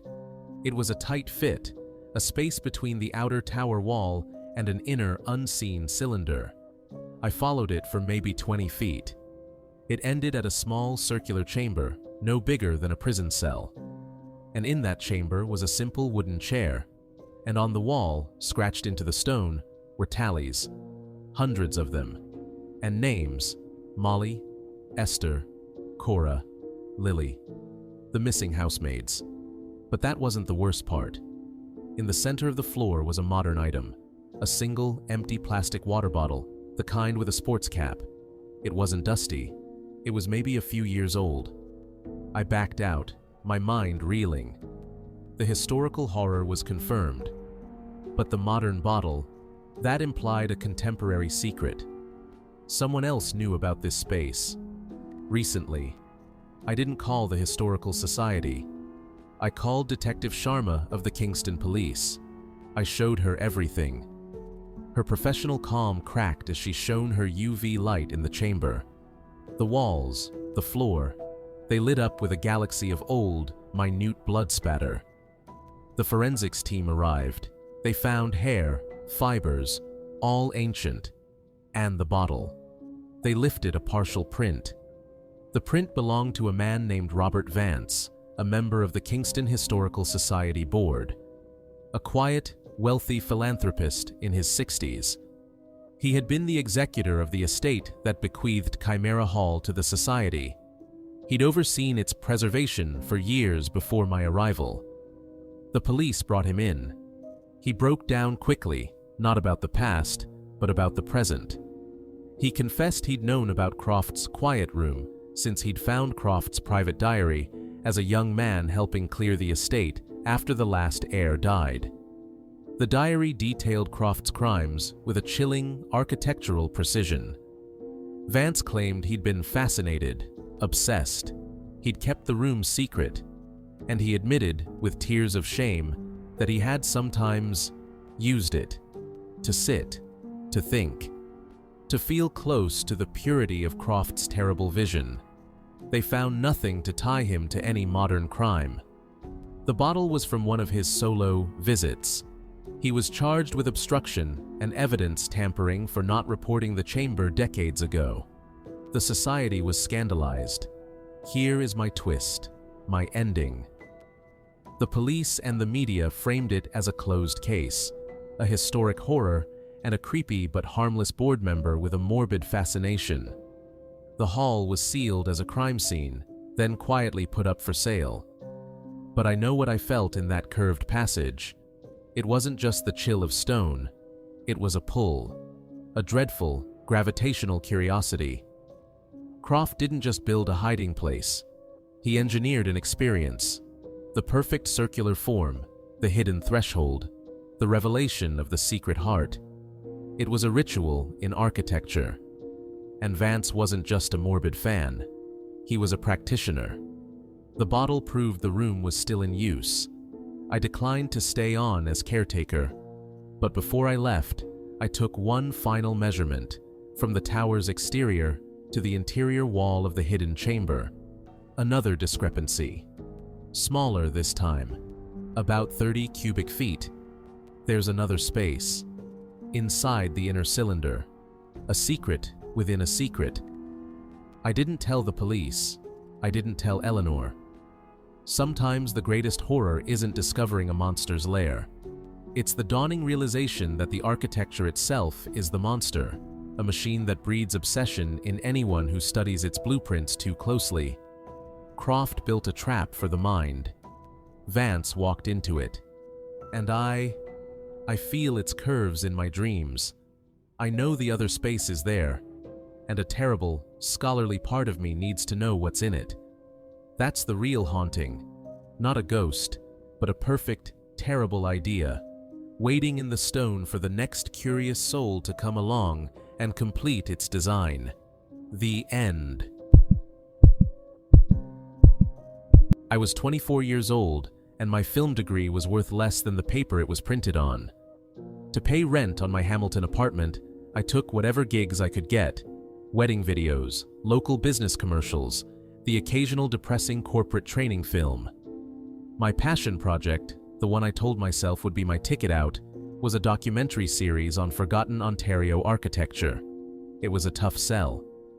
Then, in October, I found the perfect location: the Willowbrook Sanatorium, outside Jordan Station in Niagara. It wasn't an asylum in the classic sense.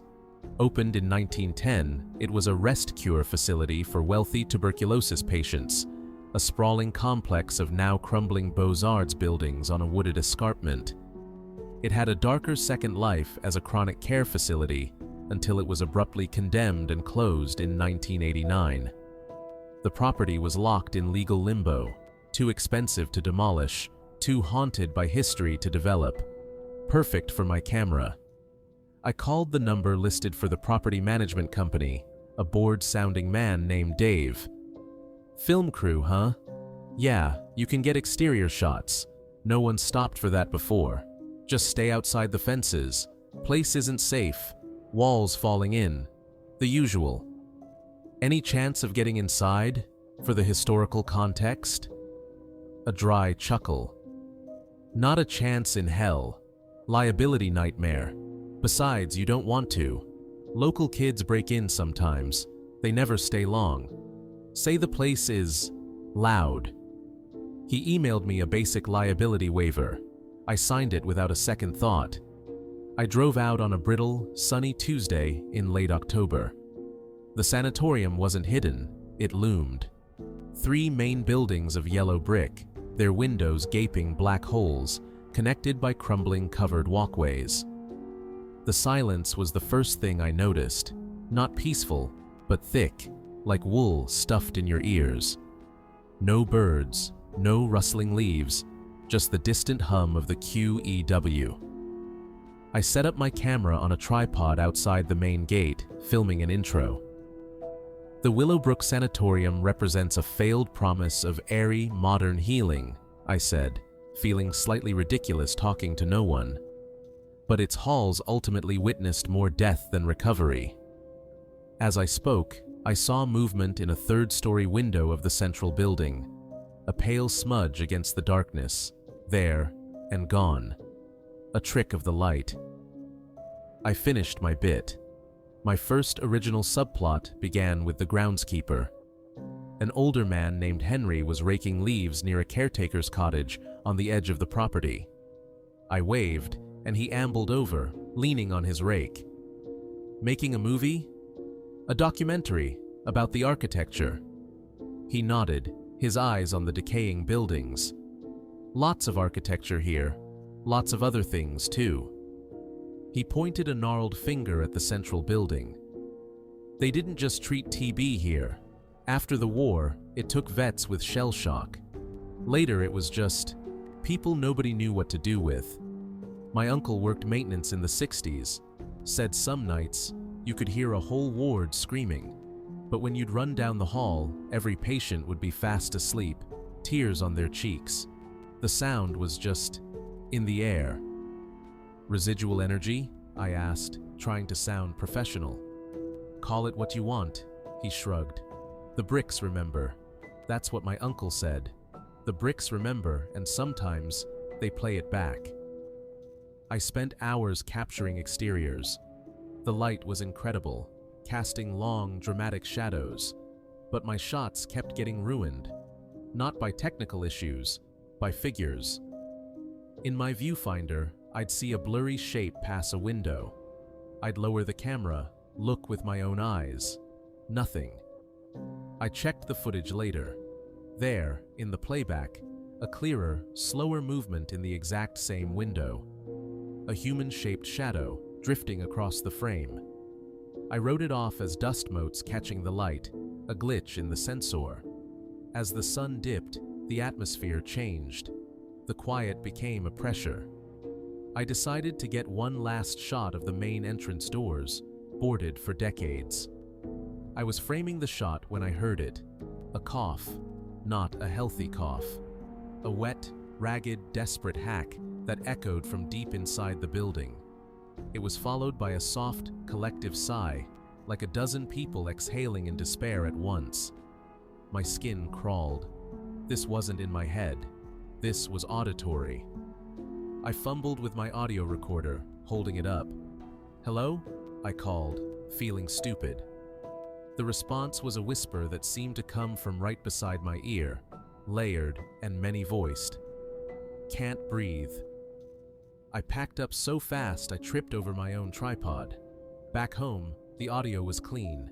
Too clean. Isolated from the wind noise, the whisper was crystal clear. "Can't breathe." I played it for my friend and fellow filmmaker, Annika. Her face went pale.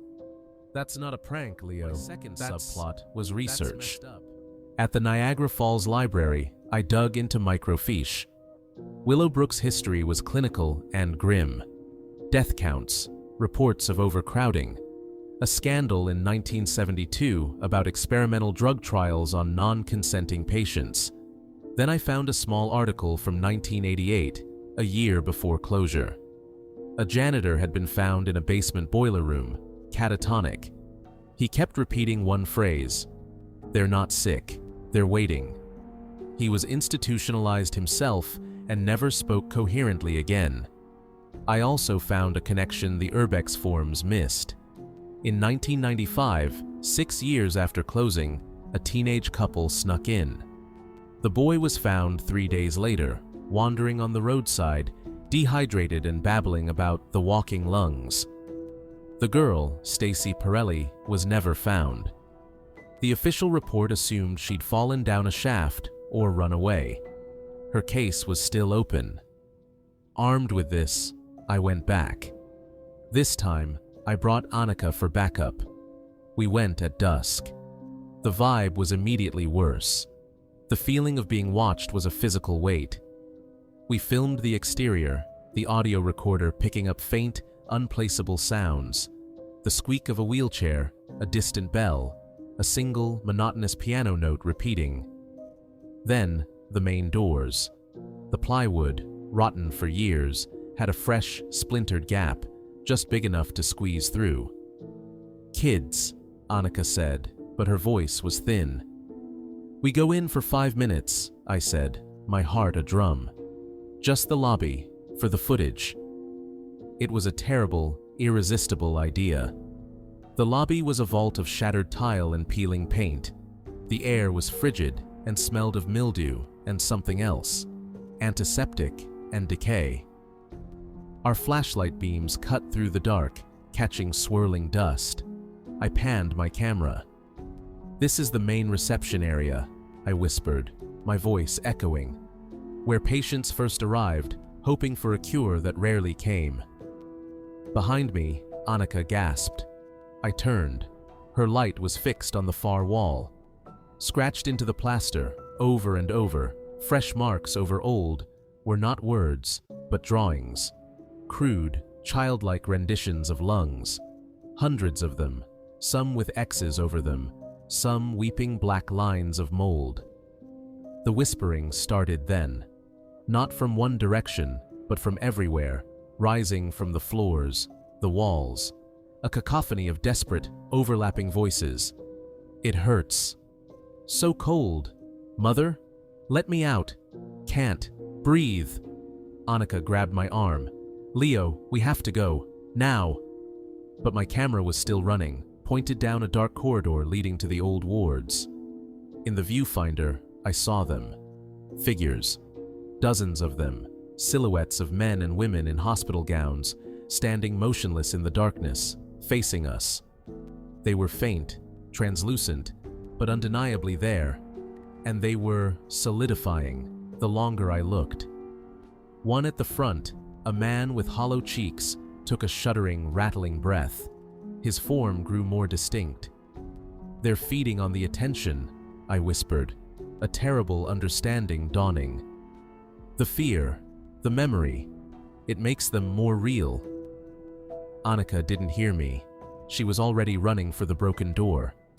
I backed away, unable to look away from the viewfinder. The man took a step forward. Then another. The chorus of whispers coalesced into a single, grating voice that came from all around. "Stay with us." I turned and ran. We burst out into the cool evening air, gasping. We didn't speak until we were in the car, doors locked. The footage was conclusive and horrific. The figures were clear. The audio, a nightmare symphony. I had my documentary, but I also had something else. Here is my twist, my ending. I didn't release the footage, not to a network, not online.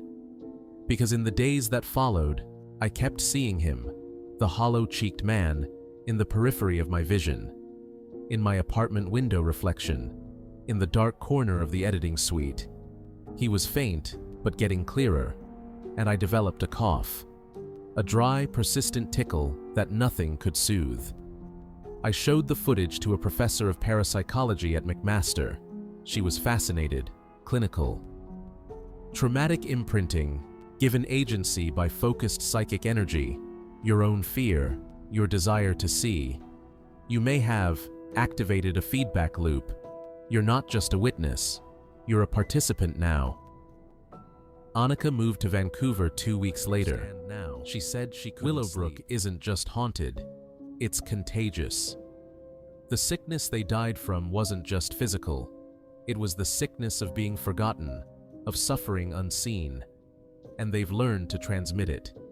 Through attention, through fear, through the very act of recording, of remembering them, you invite the symptoms in. The cough, the cold, the feeling of a weight on your chest. The documentary sits on a hard drive in a locked drawer. Sometimes, at 3 a.m., I can hear the whisper of rustling sheets from my empty bedroom. The hollow-cheeked man stands in the hallway more often now. He doesn't speak, he just watches, and breathes that awful, rattling breath. The horror of Willowbrook isn't that it's full of ghosts, it's that they're still contagious, and I'm patient zero. The documentary will never be finished, because the story isn't about a place, it's about an infection, and I'm trying desperately not to spread it to you, just by telling you this. But the cough is getting worse, and he needs more people to remember. He needs an audience, forever. The end. I was 31 and the world had gone quiet. Not metaphorically, literally. A rare neurological condition had stolen most of my hearing in my left ear and left the right with a persistent, shrieking tinnitus. My career as a studio sound engineer in Toronto was over. Desperate, I pivoted. I started a niche podcast, Echoes in Static, investigating acoustic anomalies, ghost frequencies, numbers stations, the hums of haunted places. It was a hit with the paranormal crowd. My hearing loss, I joked bitterly, was my superpower. I could focus on the residual sounds the world had forgotten. That's how I found the Whitestone Theatre. It wasn't a grand opera house, but a 1920s moving picture palace in the faded industrial heart of Sarnia, shuttered since 1978. The online forums were specific. People who'd broken in reported hearing the same thing. A lone, clear tenor voice singing a snippet of an unrecognizable area, always from the empty stage, always followed by a wave of nauseating despair. They called it the Whitestone Lullaby. It was perfect for an episode. I called the city's heritage office. The woman who answered, Brenda, sounded tired. "You're the third person this month asking. Look, the building's condemned. Asbestos, black mold, structural rot. We can't authorize access. I just want to leave a recorder outside for a night, for atmosphere." A long pause. "Fine, but if you go inside, it's on you. And don't." The last guy who snuck in to debunk it ended up at Blue Water Health for a week. Severe panic attack. Said the air in the balcony got too thick to breathe. I drove down the 402, the flat chemical landscape of Chemical Valley giving way to Sarnia's tired brick. The theater was on a side street, a marquee advertising a film that premiered before my parents were born. The silence here was different from my apartment. It was expectant. I set up 2 high-sensitivity boundary microphones on tripods, pointing them at the boarded-up main doors from across the street. My digital recorder hummed. My first original subplot began with the neighbor. An old man was sweeping the sidewalk in front of a discount variety store next door. He watched me with milky eyes. Recording the silence, he called out, his voice raspy. Something like that. It ain't silent. He leaned on his broom. I've worked here 40 years. After they closed, the manager, fella named Aldrich, he stayed on as a kind of watchman, lived in the projection booth. He was an odd duck, loved the opera. They found him in '81. Heart attack, they said. Right in the center aisle. The man spat. But the cleaning crew before the cops got there, they said his old record player was on, needle stuck in the runout groove, just hissing. And his face, they said he looked terrified of something beautiful. That night, back in my makeshift home studio in Toronto, I reviewed the audio. Hours of street noise, the occasional car. Then, at 3:17 a.m. it began.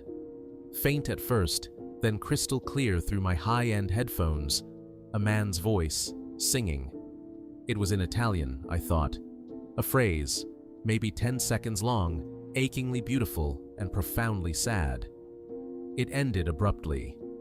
Then, for 20 minutes, the recording captured what I can only describe as a wave of negative sound, a deep, sub-audio rumble that made my stomach clench even on playback, punctuated by soft, wet sobs that seemed to come from inside my own skull. My good ear ached. I played it for my friend Kieran, a former musicologist. He turned pale. That's not a known area, Leo. The technique is, pre-war, perfect, but the emotion in it, it's not performed. It's felt. It's a sound of pure mourning. My second subplot was technical obsession. The grief in that recording hooked something in my own damaged psyche. I needed to isolate it, understand it. I used spectral analysis software. The beautiful singing phrase was clean. But the negative sound afterward wasn't random noise.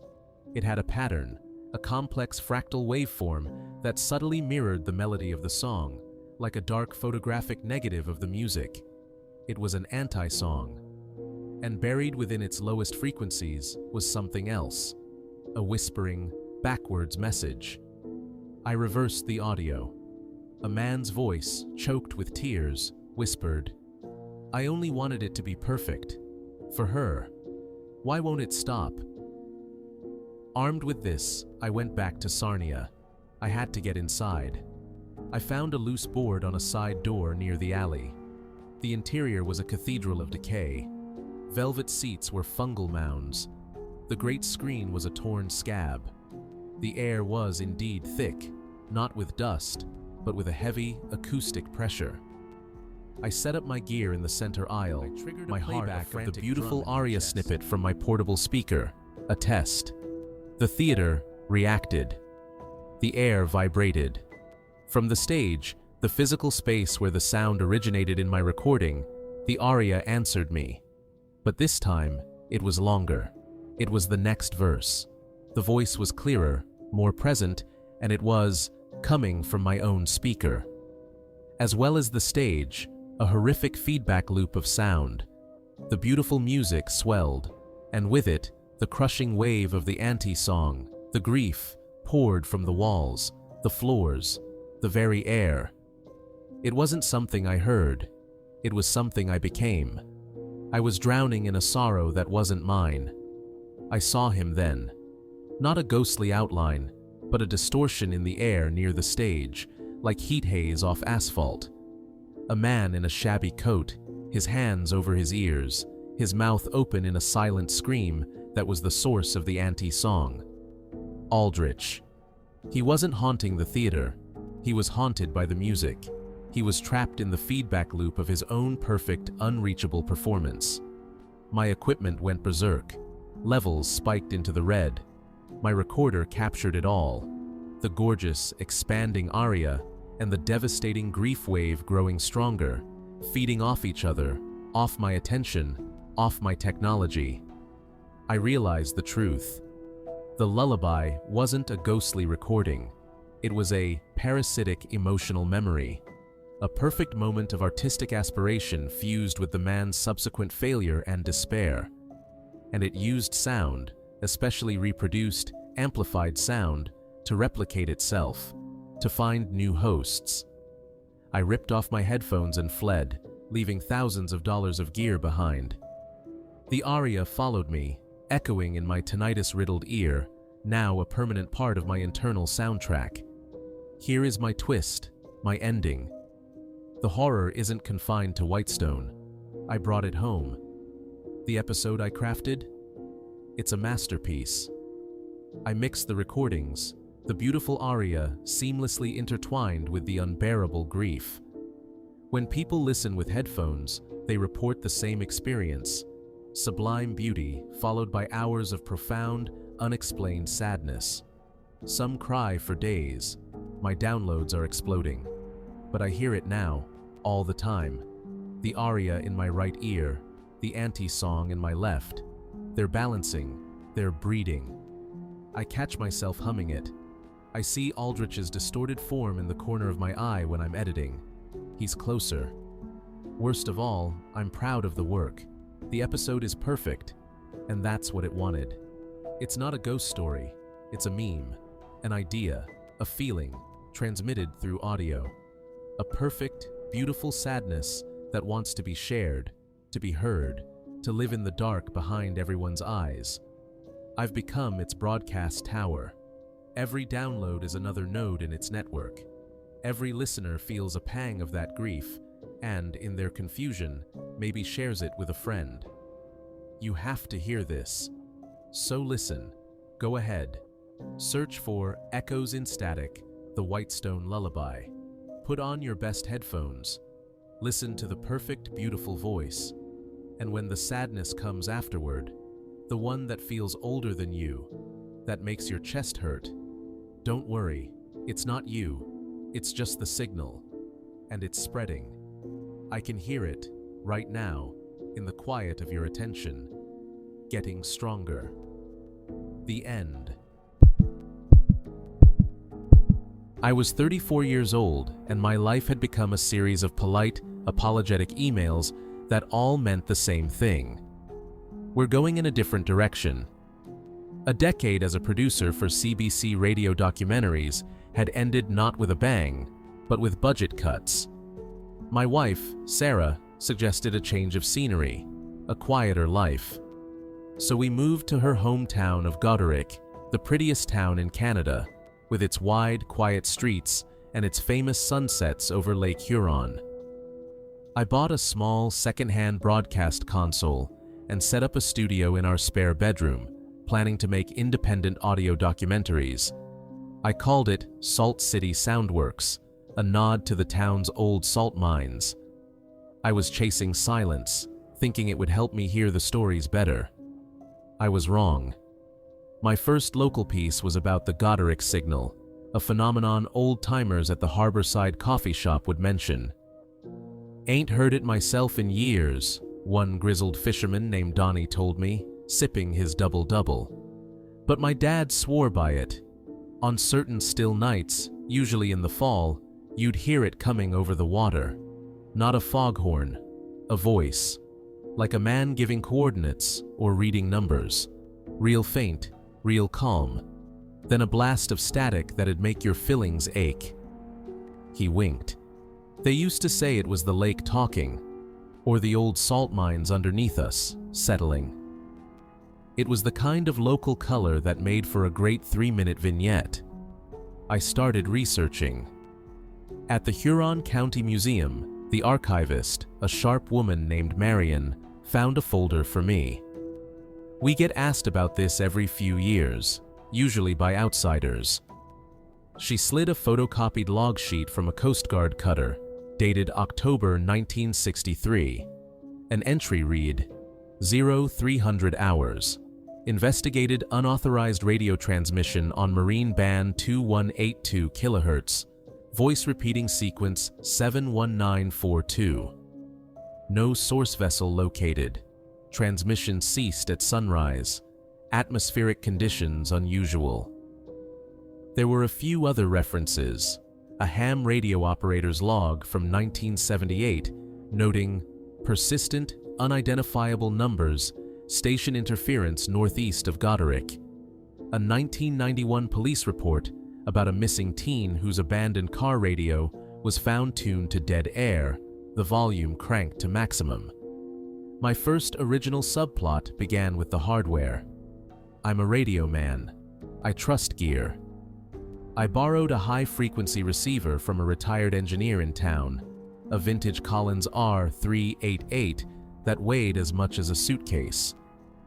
She's a beauty, the old man, Gerald, said. Picks up the whispers of the world. I set it up in my attic studio, its antenna wire snaking out the window and up to the roof. I programmed it to scan the bands, recording everything, night after night. For weeks, I got nothing but the distant chatter of freighters and the hiss of the universe. Then, on a cold, perfectly still night in late September, the Collins came alive. The voice was exactly as described, a man's voice, flat, professional, utterly devoid of emotion. 49072, stand by. A pause of exactly 10 seconds, then a burst of static that spiked my VU meters into the red and left a ringing in my good ear. The sequence repeated for exactly 22 minutes, then stopped as if a switch had been thrown. The time was 3:17 a.m. It was compelling audio, but it was just a numbers station, a Cold War relic, probably. The twist came when I ran it through a spectral analyzer. Buried underneath the spoken numbers, in a frequency range most human ears can't consciously perceive, was another layer. It was the sound of water. Not waves, but a slow, rhythmic drip, drip, drip, and beneath that, a low, shuddering inhalation, like a man breathing in a confined, echoing space. The dread in that subliminal layer was palpable, a physical weight in the audio. My second subplot was personal. Sarah started having nightmares. She'd wake up shaking, saying she dreamed of being in a dark, cold place, feeling the walls close in, and hearing a calm voice counting down. She begged me to stop. It's just a story, Mark. Let it go. This town, it has layers. Not all of them are meant to be peeled back. I couldn't. The technical mystery had me. I triangulated the signal's approximate source using a directional antenna. It pointed not out to the deep lake, but inland, towards the old Goderic Salt Mine Administration building, a stark 1950s block on the town's outskirts that had been mostly empty since the mine itself moved operations. The mine wasn't just a hole, it was a labyrinth under the lake, tunnels stretching for miles. I went to see the site manager, a pragmatic man named Roy. He heard me out, then shook his head. No unauthorized transmissions from our facility. Our comms are all digital now. That building's just offices and old records. He paused, choosing his words. But there was an incident, back in '64, before my time, a collapse in a secondary tunnel. One man, a foreman named Peter Vogelsang, was trapped. Rescue teams could hear him silent for 3 days. They never recovered the body. The tunnel was sealed. He looked at me squarely. Some stories don't need digging up, son. Literally. That night, the signal changed. The voice returned, but the numbers were gone. Instead, the flat, calm voice said, "Pressure at 8.2, oxygen at 16%. The light is gone." Then the dripping, the breathing, and a new sound, a slow, metallic scrape, scrape, scrape. I took my portable recorder and a shotgun microphone to the old admin building. The place was locked, but a basement window was broken. I dropped down into darkness that smelled of damp concrete and old machine oil. In a corner of a barren storage room, I found it, an ancient, tube-driven military surplus transmitter, covered in dust, but with a single, small power light glowing green. It was hooked to a timer and a reel-to-reel tape deck, but the tape on the reels was pristine, not dusty. It had been used recently. As I stared, the machine clicked. The reel began to turn. The flat voice filled the dark room from a small speaker, now layered with a resonance that hadn't been on my recordings. "Can anyone hear me?" Then the scraping sound, loud and clear. It was coming from the wall behind the machine. No, from beyond the wall. I pressed my ear to the cold cinder block, and I heard it, faint but undeniable. A real, physical scrape, scrape, scrape, in perfect sync with the recording. The signal wasn't a broadcast from the past. It was a live feed, and it was coming from behind a wall that, according to the building's plans, should have backed onto solid earth. The machine's speaker crackled. The flat voice broke its calm monotone for the first time, infused with a desperate, static-laced hope. "You hear me? Find the door. The map is in the 5th ledger, East Tunnel. They painted over the door." I ran, my heart slamming against my ribs. The next day, sleep-deprived and shaking, I went back to the museum. I told Marion I needed to see the old mine payroll ledgers. She brought me a box. In the 5th ledger, for the week of the collapse, tucked between pages, was a brittle, hand-drawn map of the secondary tunnel network. One tunnel, marked with a small X, branched off in a direction that didn't match any official schematic.